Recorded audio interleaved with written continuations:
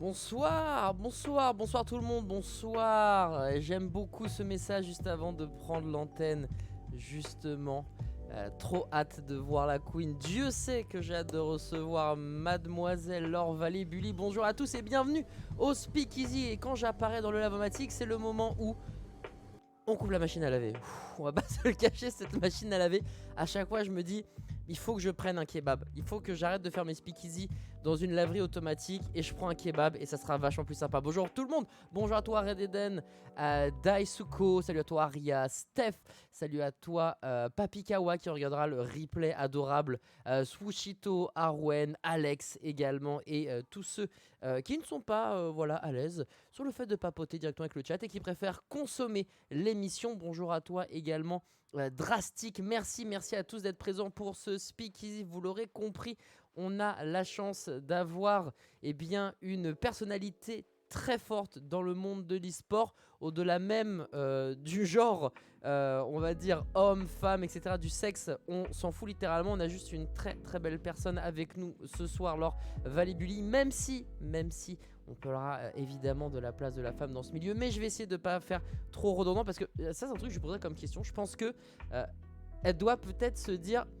mais si on m'invite, si je suis là pour parler, à un moment ça va forcément tourner autour de la place de la femme dans l'e-sport, mais en même temps c'est quelque chose qui est si important et si passionnant malgré tous les petits soucis, et un avis très tranché que j'avais déjà eu justement en parlant avec Bandit Gastronogeek, que c'est important d'avoir tout simplement une femme qui a réussi dans son milieu et qui même a plus que réussi, est un véritable porte-étendard finalement pour la France et même pour le reste de l'e-sport dans sa globalité. Que voilà, on essaiera d'en parler, on essaiera de prendre un angle un petit peu différent histoire que ce soit pas redondant non plus pour elle ni pour vous qui nous regardez. Mais avant toute chose, il est temps de boire un verre. Oui, il est temps de boire un verre et directement paf, je vous en prie, commandez Zézigne est là pour vous, bien évidemment. Si vous avez un petit creux, il y a des snacks qui vont bien, on a fait quelques croque-monsieur qui régalent. Si vous avez soif, on a différents types de bières pour des Monaco enflammés. Si vous ne buvez pas d'alcool, il n'y a aucun problème.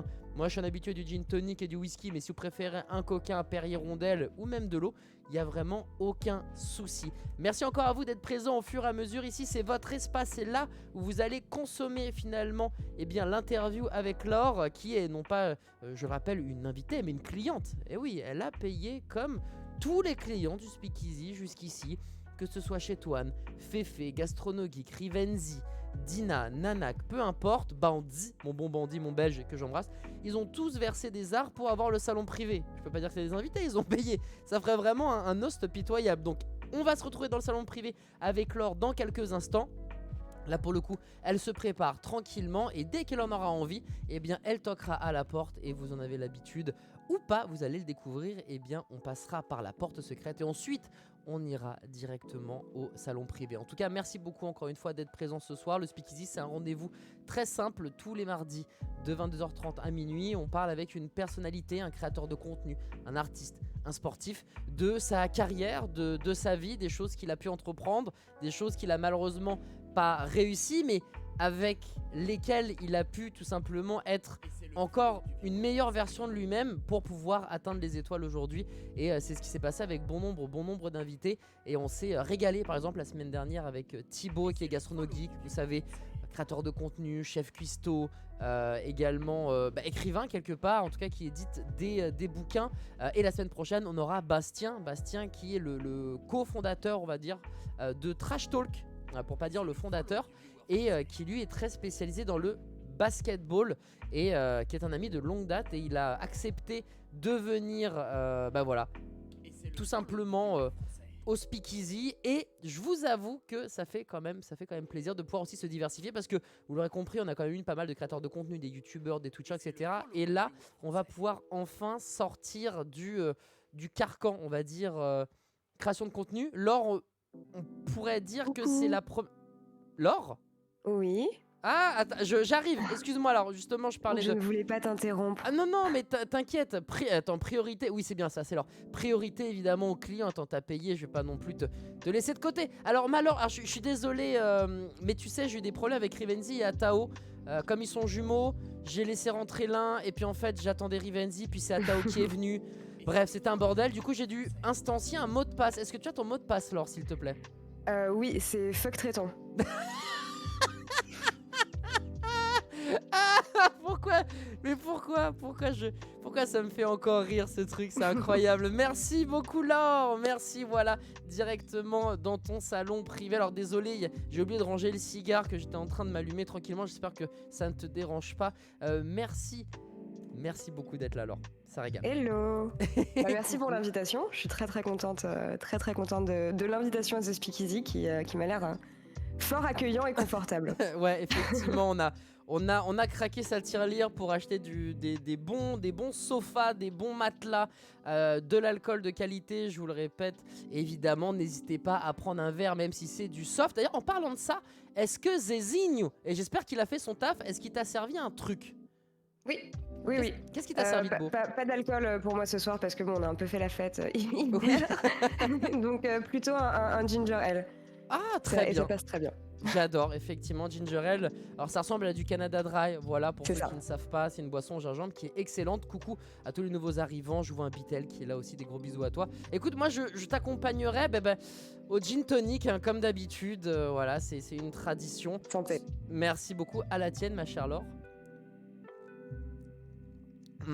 Ah, ça régale. Petit ginger ale de ton côté, un petit gin tonic avec pamplemousse et poivre. Mais on va pas parler de cocktail, ça serait de la perte de temps pure et Bon, on dure. pourrait, hein. On pourrait. Je t'avoue que c'est pas l'envie qui me démange, mais tu sais, on va s'arrêter aux alentours de minuit et finalement chaque minute est comptée. Tu sais, les formats très longs. Quand je dis très long, c'est plus de 2 heures. J'ai un peu du mal, je trouve ça pas forcément digeste, même si c'est ultra intéressant. Du coup, en 1h30, Laure, il faut que j'optimise le temps que j'ai avec toi, car on va pas se le cacher, Laure, et c'est aussi difficile qu'avec Gastronogeek. Tu fais 1 million de trucs, ok? Pour ceux qui ne nous connaissent pas, Laure, on peut lui donner plein de surnoms. Il y a Bully qui est son pseudo, mais on aime bien l'appeler la Queen, la reine de l'e-sport, l'impératrice de League of Legends.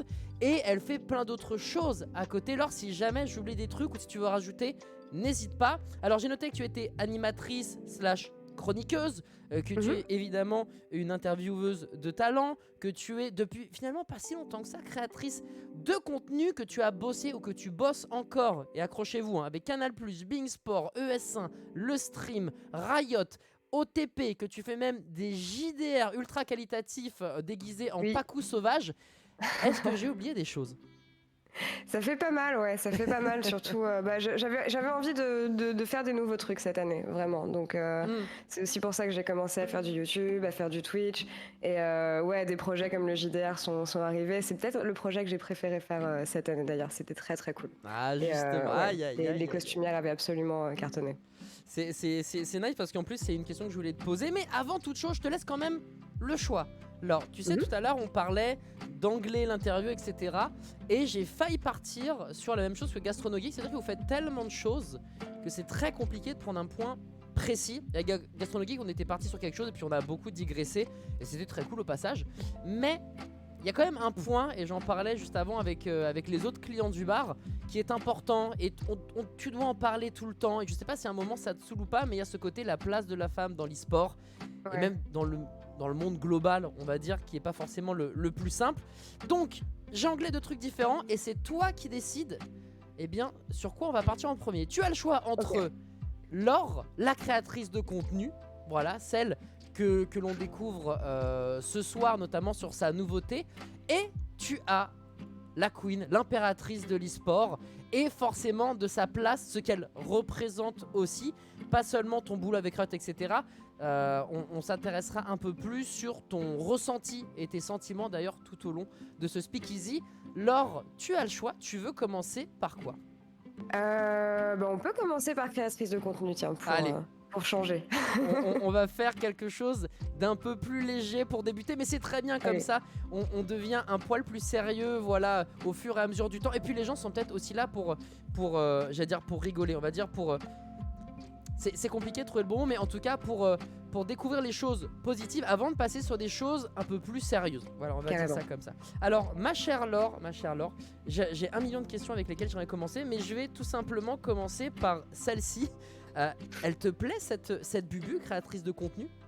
Franchement, grave, je m'amuse trop parce que t'as cité pas mal de choses que j'ai fait tout à l'heure et honnêtement, bah, le point commun de tous ces trucs, c'était que je travaillais pour d'autres médias ou pour Ouais. d'autres plateformes et que j'avais jamais vraiment eu la mienne. Donc, il arrive un moment où quand au bout de 4 ans, tu suis des lignes édito qu'on t'impose, t'as plutôt envie voilà, de faire les choses un petit peu par toi-même et c'est ça qui a motivé bah, le fait que je commence à faire mon contenu sur d'autres plateformes. Ouais. Pas qu'il y ait de problème avec les personnes avec qui je travaille, mais voilà, j'avais envie de me dire, je veux un endroit pour parler des choses comme j'ai envie d'en parler, et puis surtout bah, pour essayer de retrouver les gens qui me suivent à travers cette plateforme, mais à travers des formats peut-être un petit peu plus personnalisés. Donc bah, rien que le fait d'avoir un chat, d'avoir des gens que tu revois toutes les semaines, avec qui tu discutes, avec qui tu partages d'autres choses, c'est vraiment quelque chose que j'avais pas. Et c'est vrai que bah, travailler sur des émissions, c'est assez impersonnel parce que les seuls retours que tu peux avoir, c'est à travers des replays YouTube, le chat Twitch, qui est en compétition avec beaucoup. On le connaît, on sait comment ça peut être. Mais donc voilà, ouais, c'était un peu ça l'idée de base, c'était me retrouver et expérimenter sur des choses que j'avais envie de faire et que j'avais pas forcément eu l'occasion de faire jusqu'alors.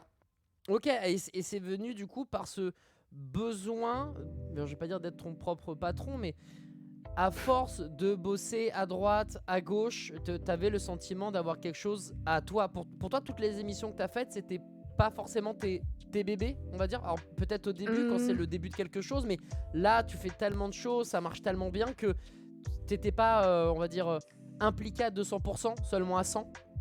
En fait, c'est particulier parce que, tu vois, dans le cas de gaming, par exemple, ce que j'ai commencé à faire, c'est quelque chose qu'ils ne faisaient pas avant. Il y avait pas, ils faisaient des pré-shows, mais il n'y avait pas vraiment de sting, de personnes qui s'occupent de l'analyse desk, etc. Donc, en un sens, j'ai un petit peu l'impression que amener ce craft en France, c'était mon bébé. Pareil pour des formats comme par exemple, tu vois, sur le stream qu'on avait vraiment porté avec l'âme et Genius à l'époque. Donc, mais c'est juste que, voilà, en fait, ce que tu as dit au début, je pense que c'est plutôt le bon terme. Genre, c'est le fait d'être vraiment son propre patron. Et vu que je suis freelance depuis le début et que je comptais rester freelance, je me disais bah pourquoi pas faire un petit peu évoluer mon activité aussi, quoi. Puis tu sais comment ça marche en tant que freelance. Si on doit parler d'un côté stricto business, c'est assez important d'avoir ta marque et de développer ta marque. Et je me suis dit à un moment, bah pourquoi pas devenir le Loïc Prigent de l'e-sport, tu vois, genre amener les gens, leur montrer des insights qu'ils n'ont pas l'habitude de voir, à travers des vlogs, à travers des formats un petit peu longs. C'est mon but un peu à terme. Voilà, j'essaie de m'inspirer de ce qui se fait vraiment en dehors de l'e-sport pour amener ça, par exemple. Et t'as cité deux trucs, effectivement, le côté purement business parce qu'on est des auto-entrepreneurs pour le coup, donc on n'a pas forcément ni Dieu ni maître, voilà, on bosse avec qui on a envie de bosser. Et c'est vrai que la marque est très importante, puisque imaginons qu'il se passe plein de trucs pas forcément cool. En tout cas moi c'est ce qui s'est passé de mon côté, et effectivement tu perds beaucoup de choses. Et c'est pour ça aussi que j'essaie de me développer, c'est que je me suis rendu compte bien trop tard, mais toi aussi tu as commencé tardivement, donc il n'est jamais trop tard quelque part, de savoir que ta marque, la marque Adibou, la marque Bully, enfin Laure Vallée plutôt, est ultra importante. Et puis il y a un autre aspect par contre que j'aimerais voir avec toi. Avec Gastronogeek, tu vois, il a vécu une période assez compliquée, et c'est un couteau suisse. Pareil que toi, il fait 1 million de trucs, et on était entre ce mix de passion toujours qui nous drive évidemment, mais aussi nécessité. Est-ce que tu es dans le même lobby, le même état d'esprit, ou au contraire tu te sens assez safe dans ton travail, notamment avec Riot, pour te dire je fais les choses uniquement par passion aujourd'hui? En fait, c'est un petit peu l'avantage que j'ai aujourd'hui, je trouve, c'est que j'ai une place, et la façon dont je travaille entre guillemets avec Riot, qui est un travail assez régulier, et je sais qu'on continuera probablement l'an prochain, mais enfin voilà, toutes ces activités que j'ai pu accumuler font qu'aujourd'hui je me sens assez safe entre guillemets, et je peux me permettre de choisir, ce qui n'est pas forcément le cas de tout le monde dans l'écosystème et dans l'industrie. Donc aujourd'hui j'ai la chance de me dire, si j'ai envie de travailler avec ces personnes-là, je peux le faire, si j'ai envie d'aller avec cette marque-là, je peux le faire, et je suis pas obligée d'accepter toutes les OPSP et tous les trucs qui me tombent dessus, quoi. Et je pense que c'est notamment parce que j'ai aussi cette activité un petit peu plus télé avec Bein, avec Riot, qui sont des programmes qui fonctionnent à la saison, et même s'ils emploient des freelancers, la plupart des talents chez Riot sont freelancers, et Twix et moi chez Bein c'est pareil. En fait, c'est surtout une relation de confiance que tu établis avec les personnes avec qui tu travailles au fil des ans. Parce que le gros souci, je le sais comme moi, quand tu es freelancer, c'est que si quelqu'un veut arrêter de bosser avec toi, de toute façon, ils arrêtent de bosser avec toi. Il n'y a pas à se justifier ni quoi, ni rien. C'est juste une décision, quoi. Donc, ouais, je pense que c'est juste à force d'avoir bâti une relation de confiance avec ces personnes-là, je suis assez safe pour me dire, je peux vraiment faire les choses par passion. Ok, et ça se ressent, c'est ce que le chat est également en train de dire. Au passage, j'en profite, à la fin de l'émission, donc aux alentours de minuit, un petit peu avant, si vous avez des questions à poser, alors évidemment, posez-les. Attendez juste mon top départ et on prendra les plus pertinentes ou les plus originales et je les poserai alors. Mais et effectivement, il y a ce côté où ton moteur finalement de tout ça, il mixe plusieurs choses, parce que même si tu es on va dire tranquille par rapport aux différents tafs que tu vas avoir de manière récurrente par rapport au terme de saison que tu emploies, est-ce que tu as une passion aussi qui est présent, mais ton moteur, est-ce que tu peux donner un nom à cette énergie qui te permet d'avancer et aussi finalement de proposer de nouveaux projets, parce que tu pourrais être dans une sorte de zone de confort total et j'ai quand même l'impression que t'aimes te mettre en danger. En fait, c'est marrant parce que ça fait écho à quelque chose qu'on me dit souvent. Je suis quelqu'un de très très stressé de base. Ah ouais? Et pourtant, ces situations de stress, je continue de me mettre dedans à chaque fois. Ouais. Je vais faire un truc et généralement, ça va pas être suffisant. Il va falloir que. Tu vois, être sur le gaming, c'était pas assez. Fallait que je me mette sur la scène de Bercy alors que j'avais jamais fait ça de ma vie. Enfin, c'est ce genre de truc quoi, qui me fait angoisser pendant des semaines. Mais au moment où tu le fais, t'as eu des événements sur Overwatch aussi, tu connais ce genre de kiff et je pense que le drive derrière c'est la passion vraiment et c'est ça qui te fait prendre des risques et on a la chance de faire un métier qui est vraiment fantastique donc ouais c'est passion et on va dire l'adrénaline qui me motive, voilà, plus qu'autre chose. Ok, ouais, c'est vrai que ces événements on vit pour ça, il y en a si peu en plus dans l'e-sport parce que contrairement au football, au basket, où tu as besoin d'être physiquement présent dans un stade, etc. Bon, vous le savez, on va rien vous cacher, hein, mais bon, que ce soit chez OTP, que ce soit chez OGaming, tu peux faire ça de chez toi en vrai, et tu peux faire ça dans un studio, t'as pas besoin d'être physiquement présent. Contrairement à toi, ce que tu fais du coup avec Riot quand tu vas à Berlin ultra régulièrement. Alors ça, je vais plutôt en parler dans la deuxième partie. Je vais me reconcentrer plutôt sur le côté créateur de contenu. J'avais lu du côté de Madame Figaro et j'ai été surpris de lire ça d'ailleurs, Laure, que dans un futur plus ou moins proche, finalement l'animation c'était quelque chose que t'aimais bien, voilà, ça comptait pas forcément bouger, mais que la production te faisait énormément d'œil et t'aguichait pas mal. Qu'en est-il aujourd'hui, parce que l'interview elle date d'il y a au moins 1 an? Ouais, c'est ça, on l'avait fait pendant le premier confinement, il me semble, ou juste un petit peu avant. Mais mars 2020, alors,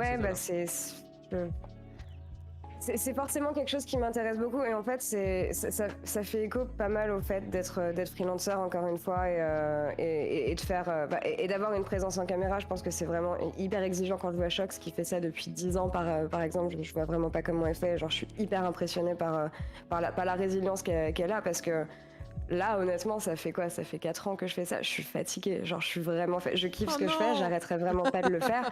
Mais non, mais c'est éreintant de faire des allers-retours comme ça toutes les semaines, de pas avoir vraiment de temps pour soi. Puis surtout, je trouve que c'est bien de faire découvrir des nouvelles têtes, en fait. Je suis hyper contente qu'on m'appelle pour faire beaucoup de projets, mais j'aimerais qu'on découvre plus de talents. J'aimerais qu'on voit de nouvelles personnes. Par exemple, je bosse beaucoup avec Lox, qui est une fille que j'aime énormément. Et des personnes comme elle, je pense qu'elles devraient faire beaucoup plus de choses et qu'on devrait les voir beaucoup plus. Donc juste pour, on va dire, rendre l'appareil, voilà, et lancer la nouvelle génération peut-être, je sais pas, j'aimerais bien plus faire de la production, essayer de mettre en avant des nouveaux talents, essayer de parler à des personnes qui ont envie de faire des choses mais qui savent pas forcément comment les faire, pour essayer de faire germer leurs idées. Et en ce sens, la production, forcément, ça m'intéresse beaucoup parce que j'ai passé pas mal de temps en plateau. J'ai passé pas mal de temps un peu à parler avec des producteurs, avec des réals, pour voir comment ça se passe vraiment derrière une émission. Pixel notamment, j'étais un peu obligée du coup, vu que c'était mon premier gros projet.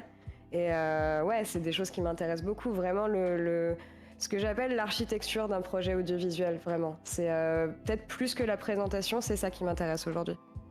Ok, c'est intéressant cette passation finalement. Moi Ouais. J'allais dire je te remercie. Bon, ça s'applique pas à moi, mais en tout cas par rapport au fait de vouloir découvrir de nouvelles personnes, de laisser sa chance aux autres, aux méritants, à ceux qui ont bossé et qui n'ont pas forcément eu peut-être eh bien le projecteur sur eux à un moment donné, qui n'ont pas eu le coup de pouce qui te permet C'est ça. finalement de passer de l'ombre à la lumière. Et comme on l'a vu pour certaines personnes, et puis d'autres qui sont bons et qu'on adore, mais qui n'arrivent pas à percer pour x ou y raison, je trouve ça noble de ta part, en vrai. Et je pensais pas que ça découlait de cette envie-là, pour le coup. Donc je trouve que c'est encore plus noble, finalement, d'avoir cette mentalité. Surtout que, alors je peux pas te poser cette question, étant donné que je suis un gentleman, mais il me semble, Laure, qu'on a quelques années d'écart. J'ai 29 ans, j'ai aucun souci avec ça. Je t'ai Y a pas de demandé souci. ton âge, il a dit nature, tu régales, t'es une reine. Et je trouve ça hyper important parce que moi, par exemple, du haut de mes 34 ans, j'adore donner des conseils si on m'en demande, etc. Mais je ne me vois pas aujourd'hui être totalement le gars qui va passer le flambeau à la nouvelle génération parce que je me sens pas encore bien ancré, si tu veux, dedans. Mhm. Et toi, à 29 ans, ok, on est mature, let's go là-dessus et on veut faire croquer les méritants. Comment ça se fait tout ça? Je sais pas. En vrai, c'est comment dire, ça fait partie de ce toujours plus aussi peut-être dont on parlait un peu tout à l'heure et du fait de voir des choses différentes. Je dis pas que je vais disparaître de la caméra, hein, loin de là. Non, Je bien pense que sûr, je vais continuer à faire ce que je fais actuellement bien sûr. pendant, je sais pas, encore au moins quelques années. Mais ouais, peu à peu, j'aimerais commencer à faire de nouvelles choses. Encore une fois, c'est plus une envie de découvrir un nouvel aspect du métier tout en restant dans l'e-sport. Ok. Et ouais, pareil, enfin de la même manière qu'il y a des personnes très très bien qui m'ont tendu la main à l'époque, bah, je me dis que si jamais je peux réussir à faire ça pour d'autres personnes, c'est cool aussi. Et c'est comme ça que tu fais avancer l'écosystème. Tu prêches un converti, très très Ouais. clairement, Laure. Je suis très d'accord avec toi. Euh, Tu parlais d'une vie assez compliquée finalement, et ça peut se comprendre, énormément d'allers-retours, énormément de programmes à gérer, pas compliqué d'avoir du temps pour soi, pour voir sa famille, pour voir ses amis, etc. Mais comment tu fais pour pas exploser en plein vol en fait? Comment tu fais pour juste gérer à ta manière et être ce soir souriante à 22h51? Bah, parce que déjà, je suis très contente d'être là, vraiment, et que c'est très cool, et que les gens sont très gentils sur le chat, donc c'est toujours un Ouais, bon c'est moment toujours des amours. de venir discuter. Toujours, toujours. Mais ouais, hein, tu sais, c'est ce qu'on disait aussi tout à l'heure, on aime bien ce qu'on fait, et si on n'aimait pas, je pense qu'on le ferait pas autant en tout cas. Et en vrai, j'alterne entre des périodes où je bosse énormément et des périodes où je ne fais absolument rien. Ah ouais, sérieux? Ouais, c'est un extrême ou l'autre en fait, il y a vraiment pas d'entre-deux. Tu vois, aujourd'hui, typiquement, c'est une journée où j'ai absolument rien fait. J'avais quelques calls, Attends, c'est le t'as maximum que j'ai fait, mais t'as ouais. pas glandé toute la journée dans ton magnifique maillot de la CACOR? Si, j'ai joué, j'ai eu quelques calls, et sinon, j'étais sur mon canapé et j'ai joué à TFT toute la journée en regardant une série. Et c'était fantastique. Et c'était vraiment fantastique. Mais non, c'est que, c'est que des périodes comme ça en vrai. Vu que c'est compliqué avec le calendrier compétitif de trouver des moments, ouais, voilà, on va dire qu'après les Worlds, généralement le mois de novembre, voilà, c'est un mois où je vais rien faire, où je vais essayer de partir en vacances, faire ce genre de choses. Et ouais, voilà, j'alterne entre des moments où je stack de l'énergie et des moments où je la tu la dépense. dépenses de fou malade. Ok. Un classique dans World of Warcraft, le builder spender. Voilà, alors c'est très C'est simple. ça. Elle prend beaucoup d'énergie et bah pendant des semaines, des mois, elle les balance. Ensuite, c'est vraiment, mais alors le zéro absolu. Je pensais pas Ouais. vraiment que t'étais à un niveau de glande aussi élevé. Ah si, c'est couch potato, quoi, vraiment. On ne fait absolument rien. Et est-ce que t'as C'est besoin pas très sain, hein, Ah bah je bien conseille sûr. ça à personne. Bien sûr, bien sûr. Mais est-ce que t'as besoin d'autre chose pour te revigorer, parce que là, on parle même plus de gagner de l'énergie, on parle littéralement de se ressourcer avant de retourner au combat. Est-ce que t'as besoin d'autre chose pour aller mieux, ou juste cette façon de faire, ce mode de vie te convient? Un truc qui est vraiment important pour moi et que j'ai essayé de faire, bon là avec la pandémie c'était compliqué évidemment, mais j'aime beaucoup voyager, vraiment. Et je pense que c'est le fait de partir loin, de me dépayser pendant quelques temps, une semaine, qui fait que généralement j'arrive vraiment à me ressourcer. Donc là je suis très contente qu'on puisse recommencer à voyager. Je vais voir, je vais probablement partir en Corée encore à la fin de l'année. Je suis vraiment tombée amoureuse de la Corée, donc voilà, littéralement ces dernières années quand je devais aller me ressourcer, je suis allée là-bas. C'est trop bien. Ça passe par des voyages. C'est trop bien, c'est vraiment trop bien. Et tu sais, une petite question comme ça, peut-être tu t'es pas encore renseigné. Moi j'aimerais partir au Japon, mais alors c'est un enfer pour la Moi Corée, aussi. c'est pareil ou c'est un peu plus Non. léger? Non, Corée, c'est. Dis-toi que le Japon, c'est mon rêve. Genre vraiment mon rêve. Et Ouais. je devais y aller en 2019. Ok. 2019? Non, 2020. Non, je 2020? devais y aller l'an dernier. Je devais y Ouais. aller l'an dernier, Timing pas Covid, pu, ouais. parce que voilà, je devais partir un mois là-bas. Oh Et c'est vraiment mon rêve absolu d'aller là-bas. Corée, c'est ok. Là, si t'es vacciné, ok. t'es même pas obligé de faire la quarantaine. Ah ouais. Tu peux y aller. Ouais. Si c'est pour une raison de travail. Mais bon, Ah. dans ce qu'on fait, c'est facile de trouver une raison de travail. Ok, Mais, ouais, je vois, ouais. je vois. Mais effectivement, j'ai eu la chance de partir au Japon 3 mois pour un visa vacances-travail, puis à nouveau en vacances 2-3 fois. Et Laure, tu vas te régaler. Si tu peux Mais éviter oui. de faire que Tokyo, même s'il y a 1 million de trucs à faire à Tokyo, Je veux faire un tour. ah, tu vas te régaler. J'y repasse. En plus, ça coûte les yeux de la tête. Hein. Enfin, tu vas voir les C'est prix. pas grave. Tu vas te régaler en termes de tarifs, c'est un délire. Mais si tu prends le pass J-Airline plus certains trains chez Shinkansen, etc., tu vas juste te régaler. Kyoto, Osaka. Ouais. Mais moi, j'ai jamais fait les extrémités. C'est pour ça que j'aimerais bien y retourner pour ça. Mais bref, je te spoil pas ou on en reparlera en off plus tard. Mais Carrément. très Tu me bon donneras choix. des adresses. Ah, mais avec grand plaisir. On a pas mal squatté les rues de Tokyo. Et Ah. j'ai plutôt kiffé. J'ai quelques bonnes adresses. Mais on reparlera. Donc, ok, donc ta source de pouvoir passe par le fait de te transformer en un petit chat emmitouflé sous une couette en jouant à des jeux vidéo et en regardant des séries, mais en les regardant pas vraiment parce que tu joues à des jeux vidéo. C'est ça. Et aussi à retrouver ton énergie en allant ailleurs. Et quand je dis ailleurs, c'est du coup faire des voyages. Est-ce que c'est ça aussi qui t'a inspiré certains contenus que t'aimerais faire, je présume, parce que je vois qu'il y a de l'interview, mais il y a aussi du vlog notamment, et on sait très bien à quel point le vlog, c'est le contenu maître quand tu fais un voyage, par exemple. Mais de ouf, de ouf. C'est exactement ça qui m'a donné l'envie de faire ma chaîne à la base. Hein. Encore une fois, j'ai juste envie d'aller au Japon, de faire des vlogs dans tous les sens. En Corée, pareil. Un gros projet que j'ai un petit peu, dont j'ai pas trop parlé publiquement, je pense, mais bon, c'est pas grave. Ah bah ça on serait de t'écoute. faire un espèce de tour du monde des e-sports et de montrer comment se passe l'e-sport aux quatre coins du monde. Donc d'aller en Amérique latine, d'aller en Afrique du Nord, de commencer peut-être par l'Europe, ce genre de choses. Et ouais, vraiment donner un goût de l'e-sport et comment ça peut se passer dans d'autres pays. Effectivement, alors le projet, moi, je le trouve très stylé. Je ne crois pas que ça a été fait en plus de ça de mémoire. Ok, très bien. C'est là encore, tu vas devoir, je pense, mettre à profit tes travails de ton boulot de productrice, parce que là, alors, ça a l'air d'être un taf colossal, un projet que j'adore. Si je peux t'aider, n'hésite pas. Mais ça me paraît titanesque, en fait, ce que tu veux faire. Ça fait combien de temps que ça mûrit? Je sais pas, ça fait depuis peut-être 6 mois, 1 an que j'y pense, vraiment. En fait, j'avais 2 gros projets. Le premier, c'était de lancer ma propre émission e-sport. Là, du coup, c'est un petit peu commencé. On verra comment ça se passe à partir de la rentrée. Et le deuxième gros projet, ouais, ça serait, dans un premier temps, en tout cas, ça serait celui-là. Donc là, voilà, je commence à faire mûrir un petit peu les idées. Je commence à faire mes griffes un petit peu sur des formats de vlog. Je suis vraiment bien aidée, bien entourée en plus. Hein, je travaille avec Jundis, qui est mon monteur, qui m'aide énormément. Balter, qui m'aide aussi pas mal pour tout ce qui est YouTube. Donc voilà, j'ai une team assez solide de personnes qui peuvent m'aider. Donc moi, j'arrive avec mes idées, avec mes rushs, et eux en font de la magie. Généralement, c'est un peu comme ça qu'on travaille. Genre, je donne à Jundis une vingtaine de vidéos, un script, un rundown, et lui me fait le montage par la suite. Et là, je vais en sortir un sur les coulisses du GDR.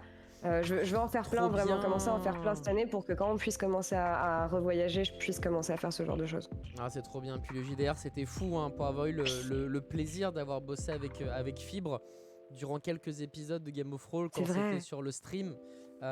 J'ai vu. Alors, comme c'était au même moment que l'Overwatch League, autant te dire qu'on pouvait regarder les quelques premières minutes avant de devoir bosser. Mais c'était impressionnant. La qualité des maquillages, la qualité des costumes, la qualité des joueurs aussi, le nombre, mais de louper la frame 1, mais c'était un délire. Alors avec Shade, on n'en pouvait plus. On regardait ça, on se disait mais qu'est-ce qui se passe? C'est pas possible. Et tout ça, il y a Kameto qui arrive, échec critique, allez on reset, c'est bon les gars, ça passe pas. Enfin bref, c'était fantastique. Genre, mais Laure, je t'ai vu jouer, je vous ai vu jouer et j'étais comme un gosse, c'est magnifique. Et ça, du coup, et tant pis, je me grille une des questions que je voulais te poser un peu plus tard en mode chill et fun, mais ça, c'est vraiment quelque chose qui t'a plu et une des plus belles expériences finalement de cette année. grave. En vrai, puis faire des conneries avec les gars, c'est toujours quelque chose que j'apprécie beaucoup. Vraiment.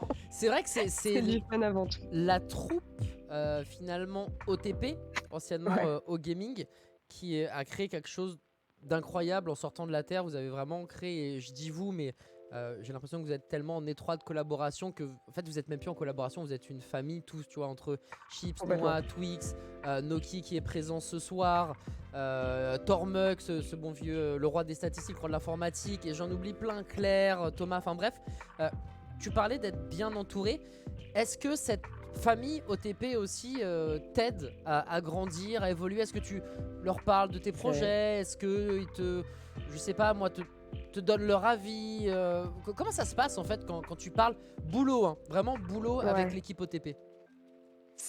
En fait, c'est boulot sans lettres. C'est mes meilleurs potes. On se parle tous les jours. Là, je vois Noki dans le chat, enfin Noki, Chips, Noah, toutes ces personnes-là. En fait, on se parle vraiment tous les jours, en fait. Donc, je leur parle de ce que je fais, je leur parle de mon boulot de la même manière que je leur raconterais pourquoi un mec m'a int en solo queue. Enfin, c'est ce genre de degré. On partage vraiment tout, quoi. Donc, oui, évidemment. Sur Pixel, par exemple, je leur ai demandé leur avis, évidemment, sur énormément d'étapes. Et OTP, en soi, en tant qu'entreprise, vraiment, oui, ils m'aident vraiment beaucoup. Ils m'ont mis à disposition les plateaux, ils m'ont aidé pour la prod. Enfin, on a vraiment un partenariat de boulot qui marche très bien, en plus d'une amitié qui est vraiment profonde derrière, quoi. Donc c'est un plaisir. Est-ce que c'est un réel plus, parce que tu as bossé aussi avec des gens avec qui tu t'entends bien, mais sans que ça soit une réelle amitié, parce que vous connaissez depuis combien? Vous connaissez depuis 10 ans, non? Quelque chose comme ça avec toute l'équipe? Moi un peu moins.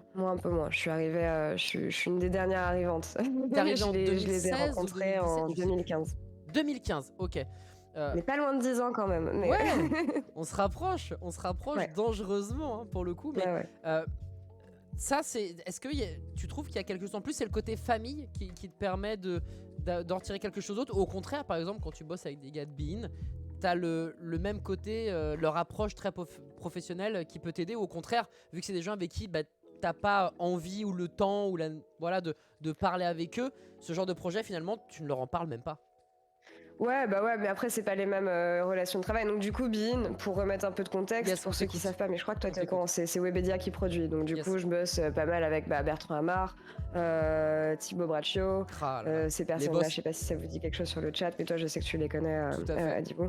Tout à fait. Et en fait, c'est juste que le projet et le cadre dans lequel on travaille ne nous a pas amené à développer ce genre de lien parce que je les vois moins. En fait, quand j'ai débuté, j'étais vraiment tout le temps fourrée chez O-Gaming, quoi. Donc c'est aussi facile de créer des amitiés à partir de ça, je pense. Mais tu vois, c'est qu'on n'a pas les mêmes liens avec Berlin, peut-être. Quoique avec Choc, c'est un peu différent. Mais voilà, toute l'équipe de Berlin, on n'a pas forcément les mêmes relations que je peux avoir avec OTP. Eux les ont entre eux, mais moi, vu que je suis pas tout le temps là-bas, c'est sûr que les... Donc voilà, je pense que c'est aussi la proximité, le fait qu'on ait beaucoup travaillé ensemble quand j'ai commencé qui a pas mal aidé. Tu viens, là, en parlant, il y a un truc qui a fait ding. Est-ce que le côté de... T'as ta proximité avec OTP, c'est génial, peut-être que t'as pas besoin de plus, mais là où je veux venir, c'est... Est-ce que t'as pas le sentiment, parfois, de louper des choses? Est-ce que t'as pas le sentiment d'être à la fois partout et nulle part, ou trop à Berlin, pas assez à Paris? C'est quoi ton ressenti vis-à-vis de ça? En vrai, constamment, parce que vu que je suis un peu divisée partout, oui, j'ai pas l'impression... Tu vois, si je faisais que de la télé, je serais une bien meilleure animatrice télé, parce que genre, je passerais beaucoup plus de temps à bosser mon craft et je ferais que ça toute la journée. Pareil, si j'étais à Berlin, mon anglais serait bien meilleur si j'habitais à Berlin et que je parlais plus français et que je faisais pas d'aller-retour. Donc ça, c'est des trucs qui se ressentent. Pareil, quand je reviens chez OTP, host la LFL, les garçons font ça toutes les semaines, ils font ça admirablement bien, et quand moi j'arrive, certes, ça va être cool, mais ça va peut-être pas être au niveau que j'attendrais. Donc le fait de diviser mon attention comme ça, ouais, c'est sûr que j'ai pas forcément l'impression d'aller au fond des choses à chaque fois. J'essaye de me recentrer, mais c'est dur en fait, parce que dès qu'on me propose un projet, je vais être là. Et ça a l'air cool. Donc je travaille avec des personnes maintenant qui sont là pour dire non à ma place. Et voilà. Ce qui aide pas mal, honnêtement. Parce que ouais, c'est très dur de dire non. Tu bosses avec un agent dorénavant ou... Ok. Ouais. En fait, j'ai un équilibre parfait qui est mon avocate et qui est une très bonne amie d'ailleurs d'un côté et un agent de l'autre. et on travaille tous ensemble et c'est formidable. Ah ouais, très Ouais. bien. Donc on t'embête pas en fait sur tout ce qui est contrat de travail, proposition d'emploi. Laure, on lui fait pas à l'envers. Si sur le chat vous voulez bosser avec Laure, attention, son agent sait de quoi il parle. Voilà, Le très numéro de très mon très avocate clair. va s'afficher Voilà, en bas de voilà. votre écran. Et c'est quelqu'un que t'as rencontré comment? Parce que je crois, si je dis pas de bêtises, que tes parents sont notaires Ouais. et que du coup t'es quand même dans un environnement, on va dire, légal, enfin que tu sais ce que c'est, à mon avis. Je dirais pas que tes parents, et je te poserai la question, t'ont incité à faire aussi ce genre de métier, etc. Moi j'avais lu que tu étais Ah là là. passionné par l'art, le cinéma, que tu voulais être commissaire-priseur à Oui. l'époque, et que finalement l'e-sport et le jeu vidéo t'ont pas mal aidé pendant une certaine partie de ta vie, et c'est pour ça qu'aujourd'hui t'es là, et c'est peut-être parce que t'as touché le fond que t'arrives à être aussi aujourd'hui, parce que t'as vraiment pu prendre ton élan avant de remonter. Mais, mais ouais, genre, pour le coup, comment ça s'est passé le fait de se dire, ben, on passe d'un univers qui est quand même assez, je vais pas dire austère, parce que je connais pas de notaire, j'ai pas envie d'être Oh si, c'est complètement austère, tu insultant peux le envers dire. tes Ouais, parents que très je connais vieux, pas. Mais ouais, ça beaucoup de fait quoi? costards, des bureaux C'est très ça, tu sombres. vois. Et si tes parents faisaient ça, ils t'ont peut-être fait rencontrer cet avocat, avocat ou avocate, pardon d'ailleurs, je Une sais pas. avocate. Une Une avocate, avocate. voilà. Cette Non, avocate, elle travaille dans l'industrie, dans l'écosystème. très En bien. fait, on s'est rencontrés, on s'est rencontrés parce qu'on avait des amis en commun, tout simplement. Ok. Et c'est comme ça qu'en fait, elle est venue à me dire qu'elle était avocate en propriété intellectuelle et qu'elle s'occupait de personnes qui font des choses similaires aux miennes. Et voilà, c'est Ok. comme ça qu'on a commencé Super. à travailler ensemble et à développer une amitié. Et donc du coup, bah, ça c'est très bien, ça s'est fait à part, mais par rapport à tes parents, genre Ouais. au moment où tu leur dis, bon voilà, papa, maman, vous faites des métiers très bien, très carrés dans l'axe, hein, là pour le coup, il n'y a pas de surprise. Moi finalement, j'aime l'art, j'aime le cinéma, mais j'arrive pas à me trouver, c'est pas quelque chose qui me plaît. Et puis finalement, pouf, l'e-sport est là, je me régale, je vais faire un master en journalisme. Comment ils l'ont pris? Bah, je faisais déjà mes études en journalisme. En fait, bon, je vais répéter mes études parce que sinon je vais m'en sortir. Mais en gros, La je suis liste sortie est de mon longue en bac et plus. voilà, j'ai commencé un diplôme en art qui m'a saoulée au bout de 2 ans, vraiment. Genre, à la base, j'aimais beaucoup aller au musée et finalement, je détestais ça à la fin, juste à cause des études qui étaient hyper répétitives. Et en fait, au moment où je passe mon bac, j'hésitais entre faire de l'histoire de l'art ou du journalisme. Donc, du coup, quand j'ai voulu me reconvertir et non, me réorienter plutôt, bah, le journalisme, c'est un petit peu sorti direct, donc j'ai passé 1 an à passer des concours, et c'est en passant ces concours que j'écrivais des articles bénévoles d'e-sport. Et donc je faisais déjà mes études de journalisme quand je commençais un petit peu à écrire de façon bénévole, mais bon, je gagnais pas d'argent avec ça, c'était vraiment juste pour le kiff, donc ma mère voyait ça comme un passe-temps comme un autre, Juste quoi, un mais elle hobby. voyait que c'était un passe-temps qui justement ne me rémunérait pas. Hmm. Donc quand je suis arrivée un petit peu plus sérieusement en lui disant ouais maman ça m'intéresse vraiment, il y a cette chaîne de télé qui m'a proposé un contrat et une opportunité, je peux pas dire non.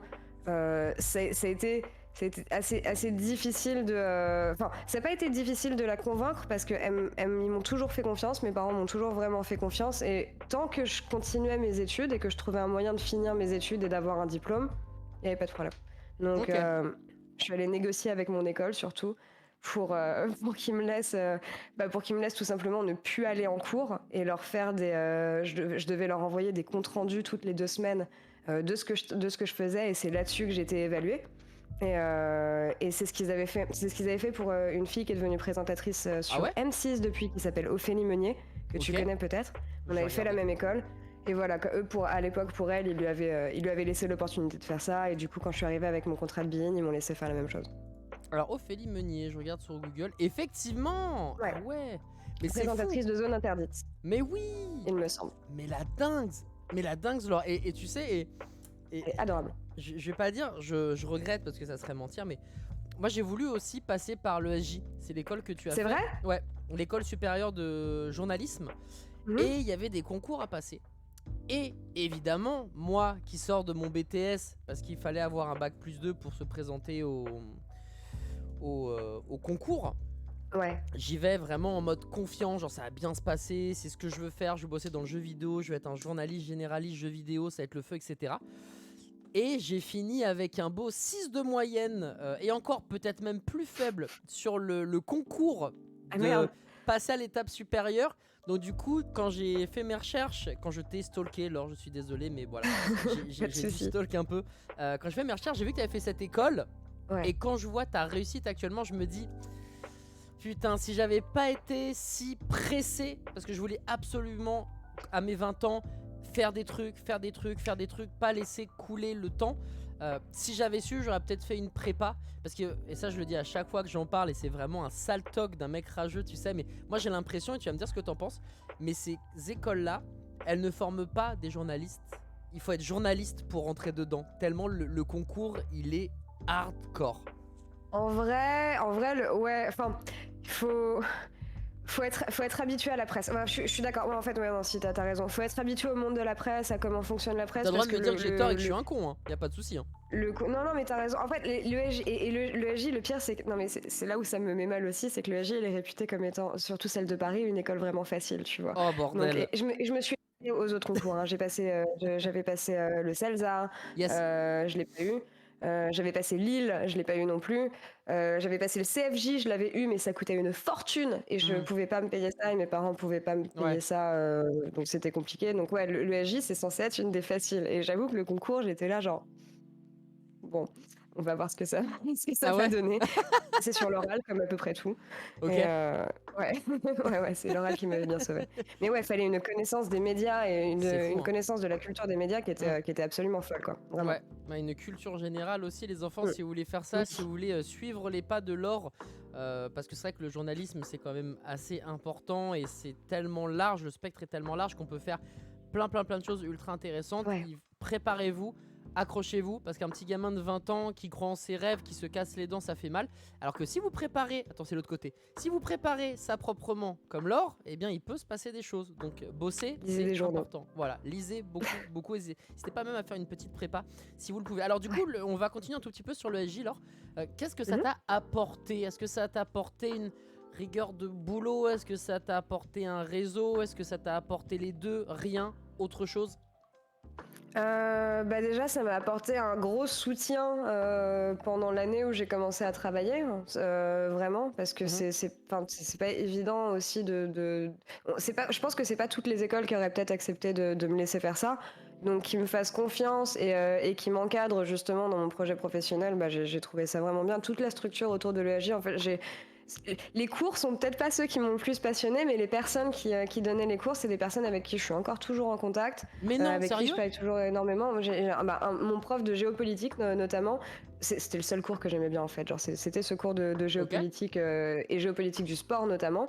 Et c'est toujours quelqu'un avec qui je parle fréquemment. Et ouais, je suis restée en contact avec mes profs, donc ils m'ont plus apporté du côté humain que peut-être forcément ce qui est scolaire et en cours.